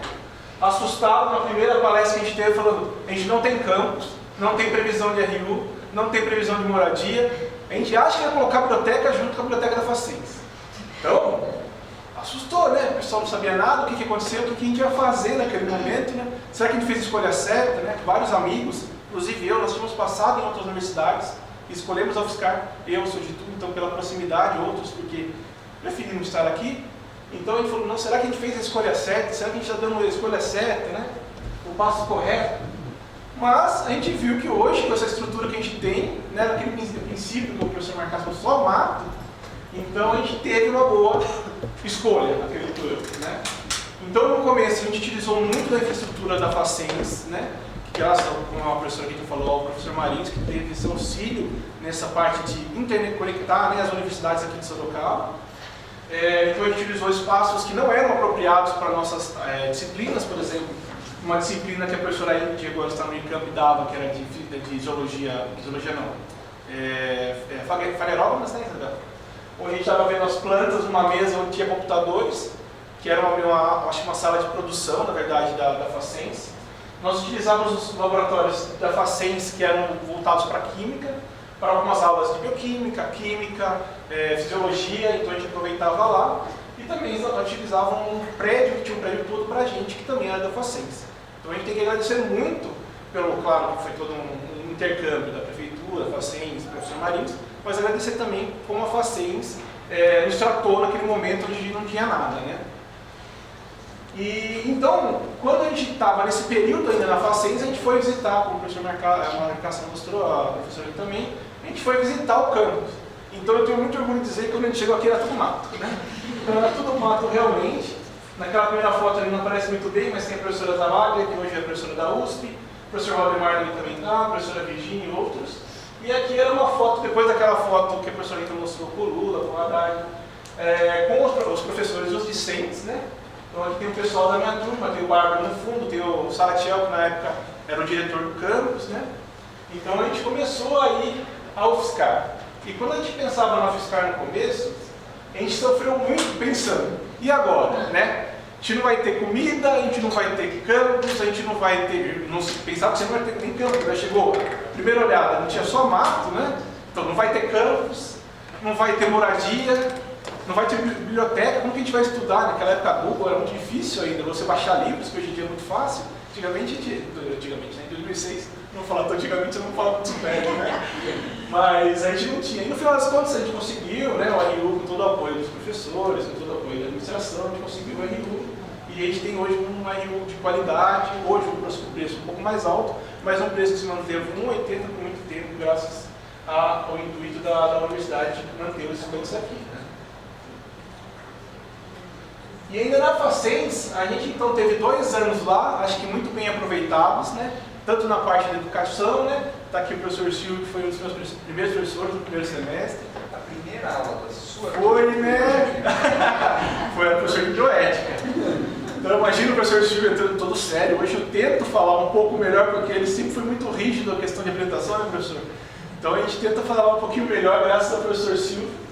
E então a gente tentou aproveitar de todas as maneiras possíveis o que a gente tinha a receber da faculdade, né? Então a Facens tinha uma universidade bem desenvolvida no momento, agora ainda é. Nós podíamos utilizar salas de aula muito bem estruturadas, como as nossas agora também estão. Nós podíamos usar quadras, então nós tivemos o primeiro intercurso em 2007. Podíamos fazer então toda a nossa atividade lá, tinha acesso também exclusivos a computadores da universidade. Então a gente conseguiu desenvolver a pesquisa, a educação e pesquisa dentro da Facens, acho que ali sem nenhum déficit. Né? E quando a gente teve algum déficit, novamente o professor Marins veio nos nosso socorro, nos salvar. Né? Então ele fez muita interlocução com o NISO, onde nós conseguimos alguns laboratórios de pesquisa. Né? Então, como a universidade estava começando agora, alguns professores estavam trazendo suas linhas de pesquisas, né? Como a professora Evandro, o professor Vadinho, e eles conseguiram então espaços dentro da Uniso. Né? Então o professor Vadinho conseguiu esse espaço dentro da própria Uniso, e o professor Evandro conseguiu uma casinha, que também faz parte da Uniso, que é uma horta que eles têm na parte de baixo da rodovia. Então, se vocês pegarem a rodovia indo para São Paulo, né, Raposo indo para São Paulo, só que ao invés de ir para a Brigadeiro Tobias, fazer aquela curva, naquela curvinha tem uma saidinha, e ali tem um prédio da Uniso, onde eles cederam, então, um espaço para o laboratório, um espaço improvisado, mas que foi muito útil para a gente começar a pesquisa. Né? Muito importante para a gente, que estava começando a iniciação científica. Eu fiquei na Uniso, cidade universitária, e a Isabel, ela acabou ficando nesse predinho aqui que o professor Evandro. E nesse período todo, antes de nós conseguirmos então chegar aqui na UFSCar, que foi em 2008, nós ainda tivemos muitas atividades previstas, né, viagens de campo, graças aos professores que conseguiram apoio, tanto aqui da prefeitura, como também apoio lá de São Carlos, com ônibus, com estadia, com alimentação. Então nós conseguimos ir passear aqui na Pararanga, conhecer a região com a professora Helena Cardoso. A gente foi também no Varvito e na Rocha Montonê com o professor Fernando Vilela, né, identificar algumas estruturas. Nós fomos também com o professor Piratelli, com a professora Virgínia, o professor Marcelo Nivert para a Ilha do Cardoso, acho que o professor Marcelo também estava. Então fazer todo um estudo da fauna, flora do local, foi muito importante para a gente ter essa visão do campo, né? E também algumas coletas de fóssil que o professor Fernando Vilela e a professora Virgínia nos levaram para identificar então material fóssil em Bauru. Acho que Bauru é legal, não lembro. Acho que foi em Bauru. Faz pouco tempo, só, 12 anos. Então, enfim, nós chegamos na UFSCar, né? Então, como já foi bem discutido, na UFSCar não tinha muita coisa, né? A gente pensava que não tinha muita coisa quando a gente pensa em olhar uma UFSCar São Carlos, uma USP. Então a gente fala, nossa, esse campus é pequeno. Mas a gente, nesse momento, a gente tinha que falar porque era intimista, né? Então a gente estava todo mundo junto, os professores eram muito amigos, nós trabalhávamos juntos, discutíamos a grade. Acho que nos 4 primeiros anos de faculdade nós conseguimos mudar muito a grade do curso de Biologia, discutindo, propondo curso. Por exemplo, paleontologia não estava dentro do curso. Na discussão com o professor Piratelli, municipal, conseguiu colocar, não foi contratado naquele momento o professor, mas a professora Virgínia, que tinha conhecimento, o professor Fernando Vilela, eles mesmos assumiram a disciplina e nos auxiliaram nesse processo. Né? Então nós tínhamos o pré-administrativo, onde era a antiga dica, né, a sala dos professores, as salas de aula na direita e à esquerda os laboratórios didáticos. Aqui, nesse pedaço para cá, que não aparece no laboratório, quando a gente teve a primeira aula de laboratório didático, era um buraco lá ainda, porque foi onde entrou o FINEP 1. Então a gente chegava até um pedaço cheio de tapume, com medo de cair lá embaixo, porque não tinha aquele pedaço ainda. Mas foi muito importante para a gente esse comecinho, né? E aqui foi uma foto do laboratório de bioquímica, quando o Lula veio realmente inaugurar o campus em 2008, 2009. 2011. Foi 2011? Nossa, já estava no doutorado, então. Então foi isso. Aqui eu tenho uma foto, eu e uma pós-doc na época no laboratório. Nossa, achava que ela tinha sido antes. Então é isso. E não só a UFSCar mudou, a gente também mudou, né? Então, como a gente era na Facens, eu a princípio, como era editor, eu vinha editor todo dia de ônibus e voltava. Mas minha esposa, que é de Itapira, ela morava aqui, então a gente também fez toda a mudança do pessoal que morava do lado de lá, da cidade, pro lado de cá. Então a gente passava depois de comer, né? Depois de trabalhar bastante, a gente tinha que comer, né? Então a gente enchia a nossa barriga aí, no caso a Isabel, a mãe dela, a gente mudou, fez a mudança da casa, e o mais interessante é que todo mundo ajudava, né? Então não era só eu que ela ajudava, mas a gente, ô Rafael, ô Oscar, por favor, vem ajudar a gente. E eles se reuniam, faziam mudança, não cobravam nada, só o almoço e o refrigerante depois, né? Não. E daí, quando a gente chegou na Fiscar, a gente também conseguiu os laboratórios, né? Então, aquele laboratório que era aquela casinha apertada, assim, infraestrutura, tornou-se esse laboratório com muitos equipamentos que permite hoje uma das pesquisas de ponta do laboratório. Trabalhei com o professor Vadim até o final do ano passado, agora vim trabalhar com o professor Fernando Franco, e nós vemos como é importante essa infraestrutura para o desenvolvimento da pesquisa, principalmente na nossa área de biologia, né? Essa aqui é a Fernanda, ela foi acho que da segunda ou terceira turma da licenciatura noturna. Hoje ela está fazendo mestrado no laboratório do professor Evandro e ela é também professora do SESI. E aqui então é a primeira turma da biologia formandos de 2009, os egressos, né? E hoje a gente ainda tenta manter um contato com esses amigos, né, que a gente fez na vida, e muitos deles estão trilhando caminhos diferentes do que a gente imaginava, mas muito sucesso, né? Então aqui nós temos gestores de unidade de conservação concursados, temos pesquisadores trabalhando no SEBRAE, temos pesquisadores trabalhando no SAI, temos, que mais? Outros pós-doutorandos na USP, na Unicamp, na própria Fiscar de São Carlos. Temos o exemplo da Isabel e eu também na Fiscar de Sorocaba. Temos pesquisadores também fazendo pós-doutorado e doutorado em locais fora do país, né? Então, a Fiscar deu essa oportunidade para mim e para todas as pessoas da minha turma e para outras turmas também, né? E pensando um pouco num outro ponto de vista, não só como discente, eu também tenho uma influência nessas outras turmas que se formaram, né? Então aqui tem as turmas de 2010 adiante, onde eu tive a possibilidade de dar algumas aulas, né, na disciplina de bioquímica e de genética básica. Então eu, além de vê-los crescer como amigos, né, também pude possibilitar na parte de formação desses novos ingressantes da UFSCar. Inclusive o Leonardo aqui, que esse rapaz de barco aqui embaixo, é meu atual orientando no seu TCC, né? Então eu consegui avaliar todo esse passo, né? Então desde eles se formando, eles trabalhando comigo, então muitos desses trabalham hoje em dia no laboratório comigo, né, com a Isabel, e muitos deles orientam, né? São orientantes nossos, né? E não só vendo isso, mas para mim tem um outro fator muito importante que é a questão de família, né? Então nessas três fotos de baixo aqui eu mostro um outro ponto de vista que é a minha irmã também, ela entrou na Fiscar e é formanda também pelo curso de Química da Fiscar, essa aqui de roxo, a Natália. E o que é interessante, porque a Natália, ela fez o NISO durante o dia, o curso de farmácia, e ela fez Química aqui na Fiscar à noite. E ela se formou ao mesmo tempo nas duas graduações. Ela já trabalhou em 3 empresas, e todas as empresas ela é contratada como Química. O nome da Fiscar pesa muito, assim como também o curso de Química hoje em dia é um curso muito importante em várias áreas industriais, né? Então, ela trabalha em cosmético, mas ela é contratada como Química. Principalmente porque no curso de Química ela teve muita parte do laboratório que o curso de Farmácia não propôs para ela essa oportunidade, né? E além disso, depois, claro, a gente se formou na graduação, a gente teve a oportunidade de toda a pós-graduação. Eu, além da pós-graduação, eu também, como vocês viram, eu fiz o curso de Sistemas de Informações pela Fiscar do Sistema EAD, né? Hoje em dia o sistema está parado, não está tendo vestibular, mas para mim foi muito importante na minha formação, porque hoje eu trabalho com parte de informática, então a biologia tratou bastante bem com essa área, né? Então mostra quão importante é uma formação à distância, que eu tive contato com outras áreas, mesmo não tendo que ir lá frequentemente frequentar as aulas, né? E na pós-graduação, então, a gente teve a possibilidade de trabalhar em diferentes pontos, né, da pesquisa. Então, por exemplo, eu não achei nenhuma foto minha, então eu estudo da Isabel. Mas a Isabel, por exemplo, aqui, ela estava lá em... ela foi apresentar um trabalho do simpósio no Chile, em Santiago. Aqui é o laboratório dela. No princípio, quando eu estava lá, agora eu trabalho com eles também, com o professor Fernando, da ponta. Ali a defesa de uma aluna de mestrado, do professor Fernando, a Juliana. Aqui é a Fernanda mostrando acho que foi o simpósio, foi acho que o SIC aqui da UFSCar Sorocaba, onde ela apresentou o pôster dela, o trabalho dela na época de iniciação científica, ela era administrada. E aqui é o final do doutorado da Isabel, depois que ela defendeu e foi aprovado. Aqui a defesa foi nesse mesma sala, ano passado, né? 17.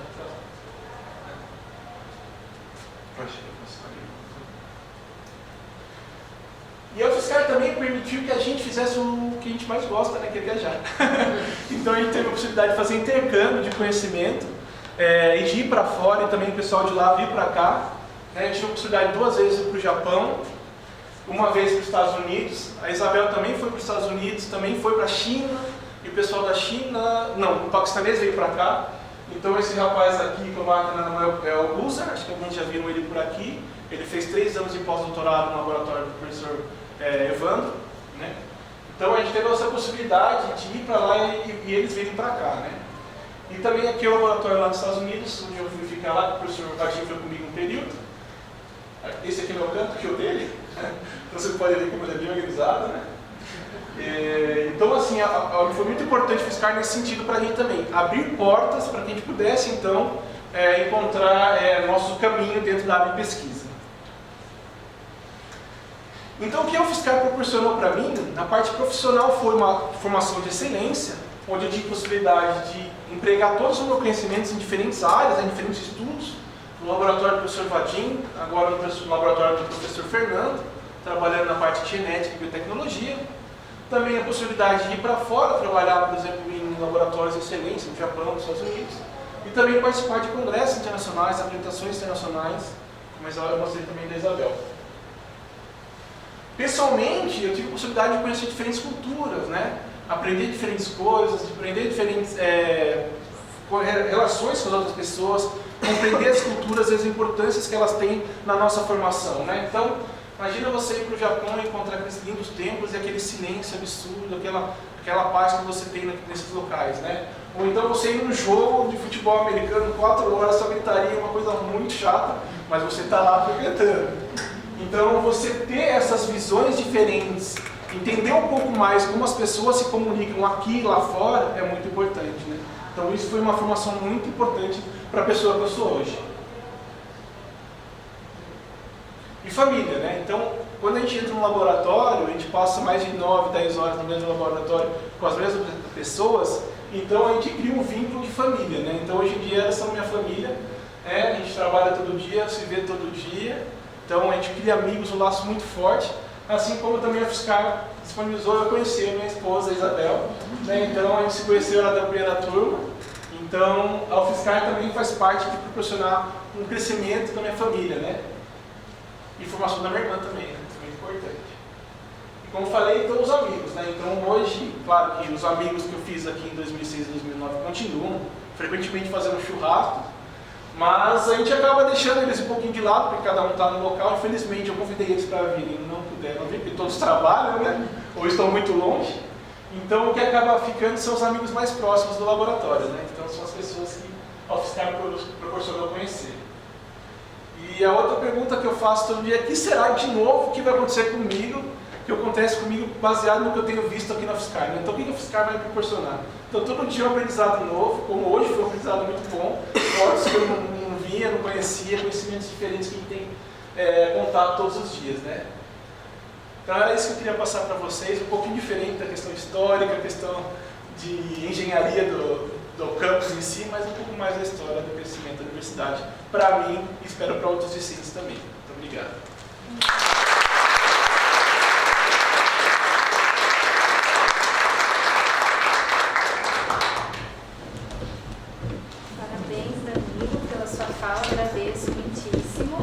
Acho que a sua fala complementou bem as falas do Marcácia e da Rita, os grupos de pesquisa que você retomou, o esforço dos professores para conseguir apoio para as pesquisas de campo, isso é muito importante.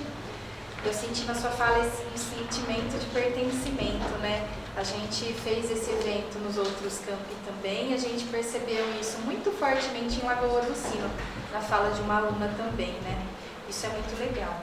E acho que você teve uma trajetória, né, até agora muito legal, né, após essa essa primeira formação sua, que a UFSCar te deu, né? Você conquistou. E bacana também essas perspectivas futuras, né? Muito legal. Acho que eu convido agora então a Rita, você e Marcácia, né? A virem para cá e vou abrir nesse momento para a participação de vocês aqui da plateia, para quem quiser fazer algum comentário, tiverem dúvidas.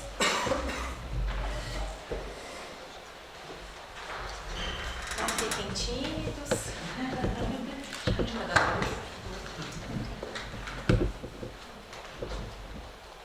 É que ninguém quer falar, posso falar alguma coisa? Claro, deve.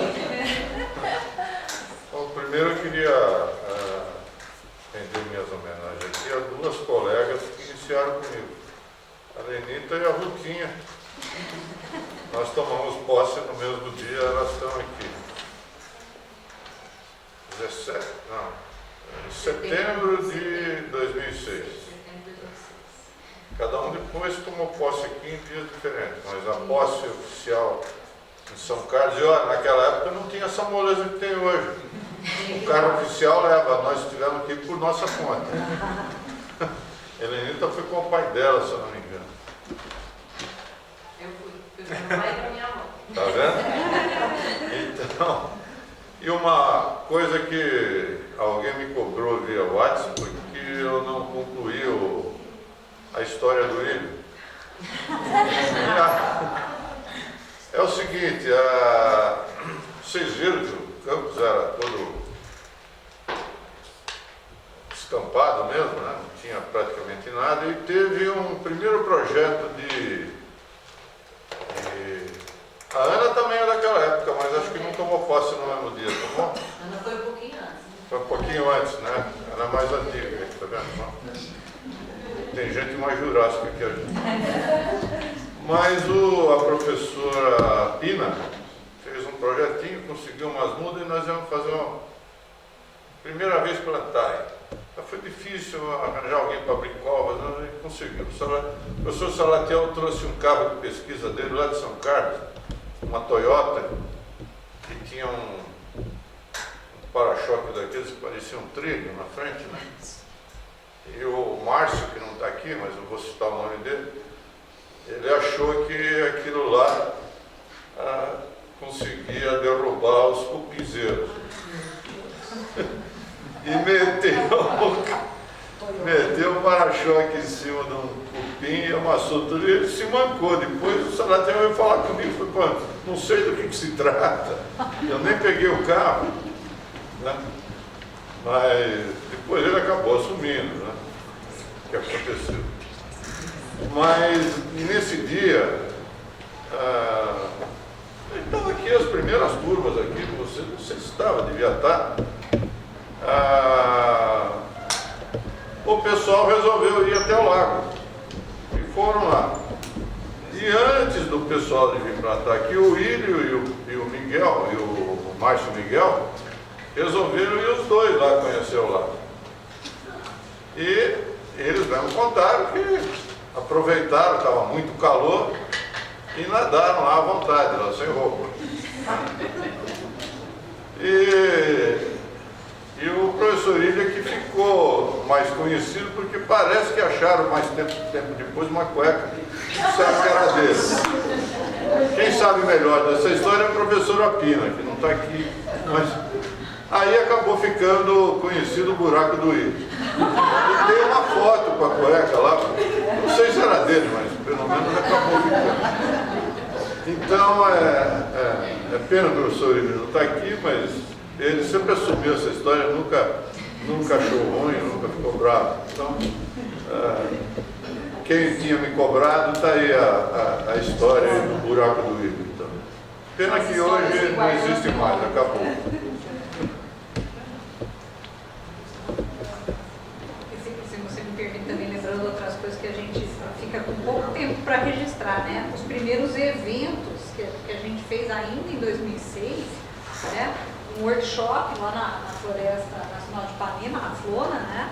Que envolveu parcerias com as universidades, o pessoal da Uniso, o Nobel e o pessoal da Unesp, todo mundo se engajou para trabalhar. E a primeira semana da sustentabilidade, que foi o professor Piratelli que levou adiante com umas canequinhas, né, azuisinhas, né, e foi lá no Sesc Senat, que foi o lugar que se conseguiu para fazer o evento naquela época. Né? E tantos outros momentos que aí teve articulações que ficam registros, às vezes, só de fotos. Né?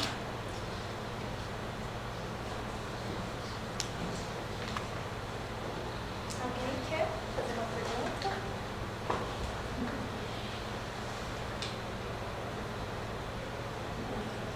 Mais uma coisa assim, outra participação ótima que o seu Elias teve no início do campus é que precisava se saber como é que ia se alocar os professores nos gabinetes do edifício de gestão acadêmica.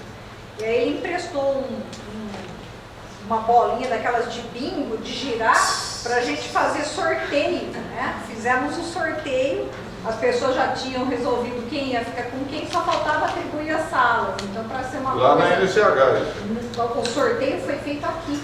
Ainda foi difícil sem ser entregue. Foi feito o sorteio na sala da dica, lá na hora, cada um pegou a chave e foi limpar o seu espaço para poder entrar.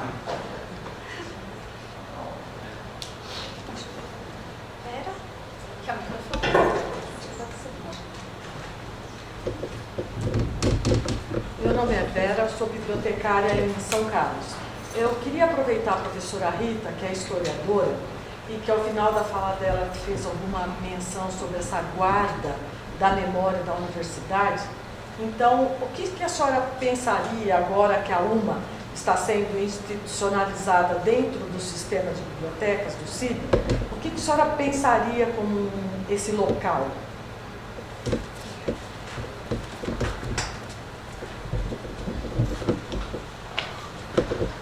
Hoje em dia a gente tem problemas de várias ordens para dar acesso às pessoas ao conhecimento, que é principalmente essa a função, não é outra coisa. Né? Eu me lembro que outra relação com isso, antes que houvesse todo esse seminário e a professora Luzia estivesse aqui, me ajudaria a pensar nisso, né? Porque, assim, depois de 6 meses que eu estava na universidade, e como nessa época eu estava tendo a expansão, a professora Eliane May foi me chamou junto com a professora Beatriz, do curso de turismo, mas a Beatriz acabou, por razões de estar com a coordenação, não podendo trabalhar nisso. Então, ficamos a professora Eliane, a professora Luzia e eu, desenvolvendo um projeto de um curso que teria por objetivo fundir áreas, ou trabalhar de uma maneira integrada com arquivologia, museologia e biblioteconomia, que inclusive ela preferia chamar de bibliotecologia. Né? E aí a gente construiu um documento, né, também, que ficou sem uso, porque não foi adiante, né, a ideia de um curso de ciências documentais, era assim que se chamaria. E a gente pensava já naquela época a esse respeito, né, a gente já tinha essa perspectiva de que se estava diante de um momento com um duplo sentido, um sentido de muito perigo, de perda de conhecimento, né? Sempre que eu e a Luzia sentavam para conversar, a gente sempre falava do que havia de coleções dispersas pelo campus, com os professores que acumulavam tantos anos de carreira com seus alunos e acabavam sendo, assim, mônadas, universos dentro da universidade. Né? E que isso era um desafio. Acho que ainda é um desafio. Que a unidade aí de memória tem assim, uma tarefa que é muito assim, instigante, mas também delicada, né? Que necessita, à medida que for agregando as informações, permitindo que essas informações circulem, para que a gente não recaia da passagem de um lugar onde não se acessa para outro lugar onde não se acessa. Né? Então, e hoje, com essa tecnologia que a gente tem, não há por que não se pensar já o desenvolvimento casado do sistema, né? O sistema de arquivamento justamente com a sua disponibilidade para acesso múltiplo, de várias ordens, em vários níveis, né? Eu acho que esse é o caminho que precisa ser trilhado. Acho que eu quero falar um pouquinho. A UMA está indo, né, como a gente disse, para o CIB. Hoje a gente... acho que não está funcionando. Uma está indo, né, para o CIB, e a gente realmente está numa etapa, né, acho que sempre teve essa preocupação dessas coleções dispersas, principalmente o que está com os docentes, e hoje a gente vive uma fase de muitos docentes deixando a instituição, né, se aposentando e preocupados com o que fazer com esse material, com essas coleções, né. E aí a nossa preocupação também, né, e a nossa luta por um espaço físico para né, a gente poder não perder essa memória, né, poder resgatar essas coleções, né, que é a nossa história. E acho que uma próxima etapa agora, a gente já vem conversando, né, isso no CIB, é o uso do próprio repositório institucional, né, para essas coleções. Tem dentro do repositório uma parte já de memória dentro do repositório, e aí a intenção é que a gente possa, né, registrar essas coleções dentro do repositório. Então acho que é um desafio aí que a gente vai enfrentar pela frente, mas é muito trabalho. Alguém mais quer fazer alguma pergunta? Uma colocação? Não? Vocês também? Bom, então, acho que se não há mais considerações, eu quero agradecer novamente, imensamente, em nome da UMA, em nome do grupo de trabalho, né, a todos vocês, os convidados, né, a todos que colaboraram para que esse evento fosse possível. Agradecer novamente a comissão organizadora desse seminário, sem os quais esse evento não seria possível, nos 4 campi. Essa experiência foi enriquecedora de verdade, né? Acho que não só a UMA, mas todas as pessoas, né, que puderam participar, né, a gente espera que tenham se sensibilizado e se dado conta da importância do resgate, da preservação da memória da nossa história, né, da UFSCar. E enquanto instituição, né, enquanto pessoas, né, que constroem a instituição, isso a gente falou, acho que em todas as falas isso foi bem contemplado. Acho que o recurso mais valioso que nós possuímos somos nós mesmos, né? E em tempos difíceis, que esses eventos eles façam a gente lembrar, né, disso, da importância que nós temos, né, da importância que nós temos para a instituição, da importância que a instituição tem na vida das pessoas, né, de todo mundo que passa por aqui e que já passou por aqui, tá bem? Então, meu muito obrigada a todos.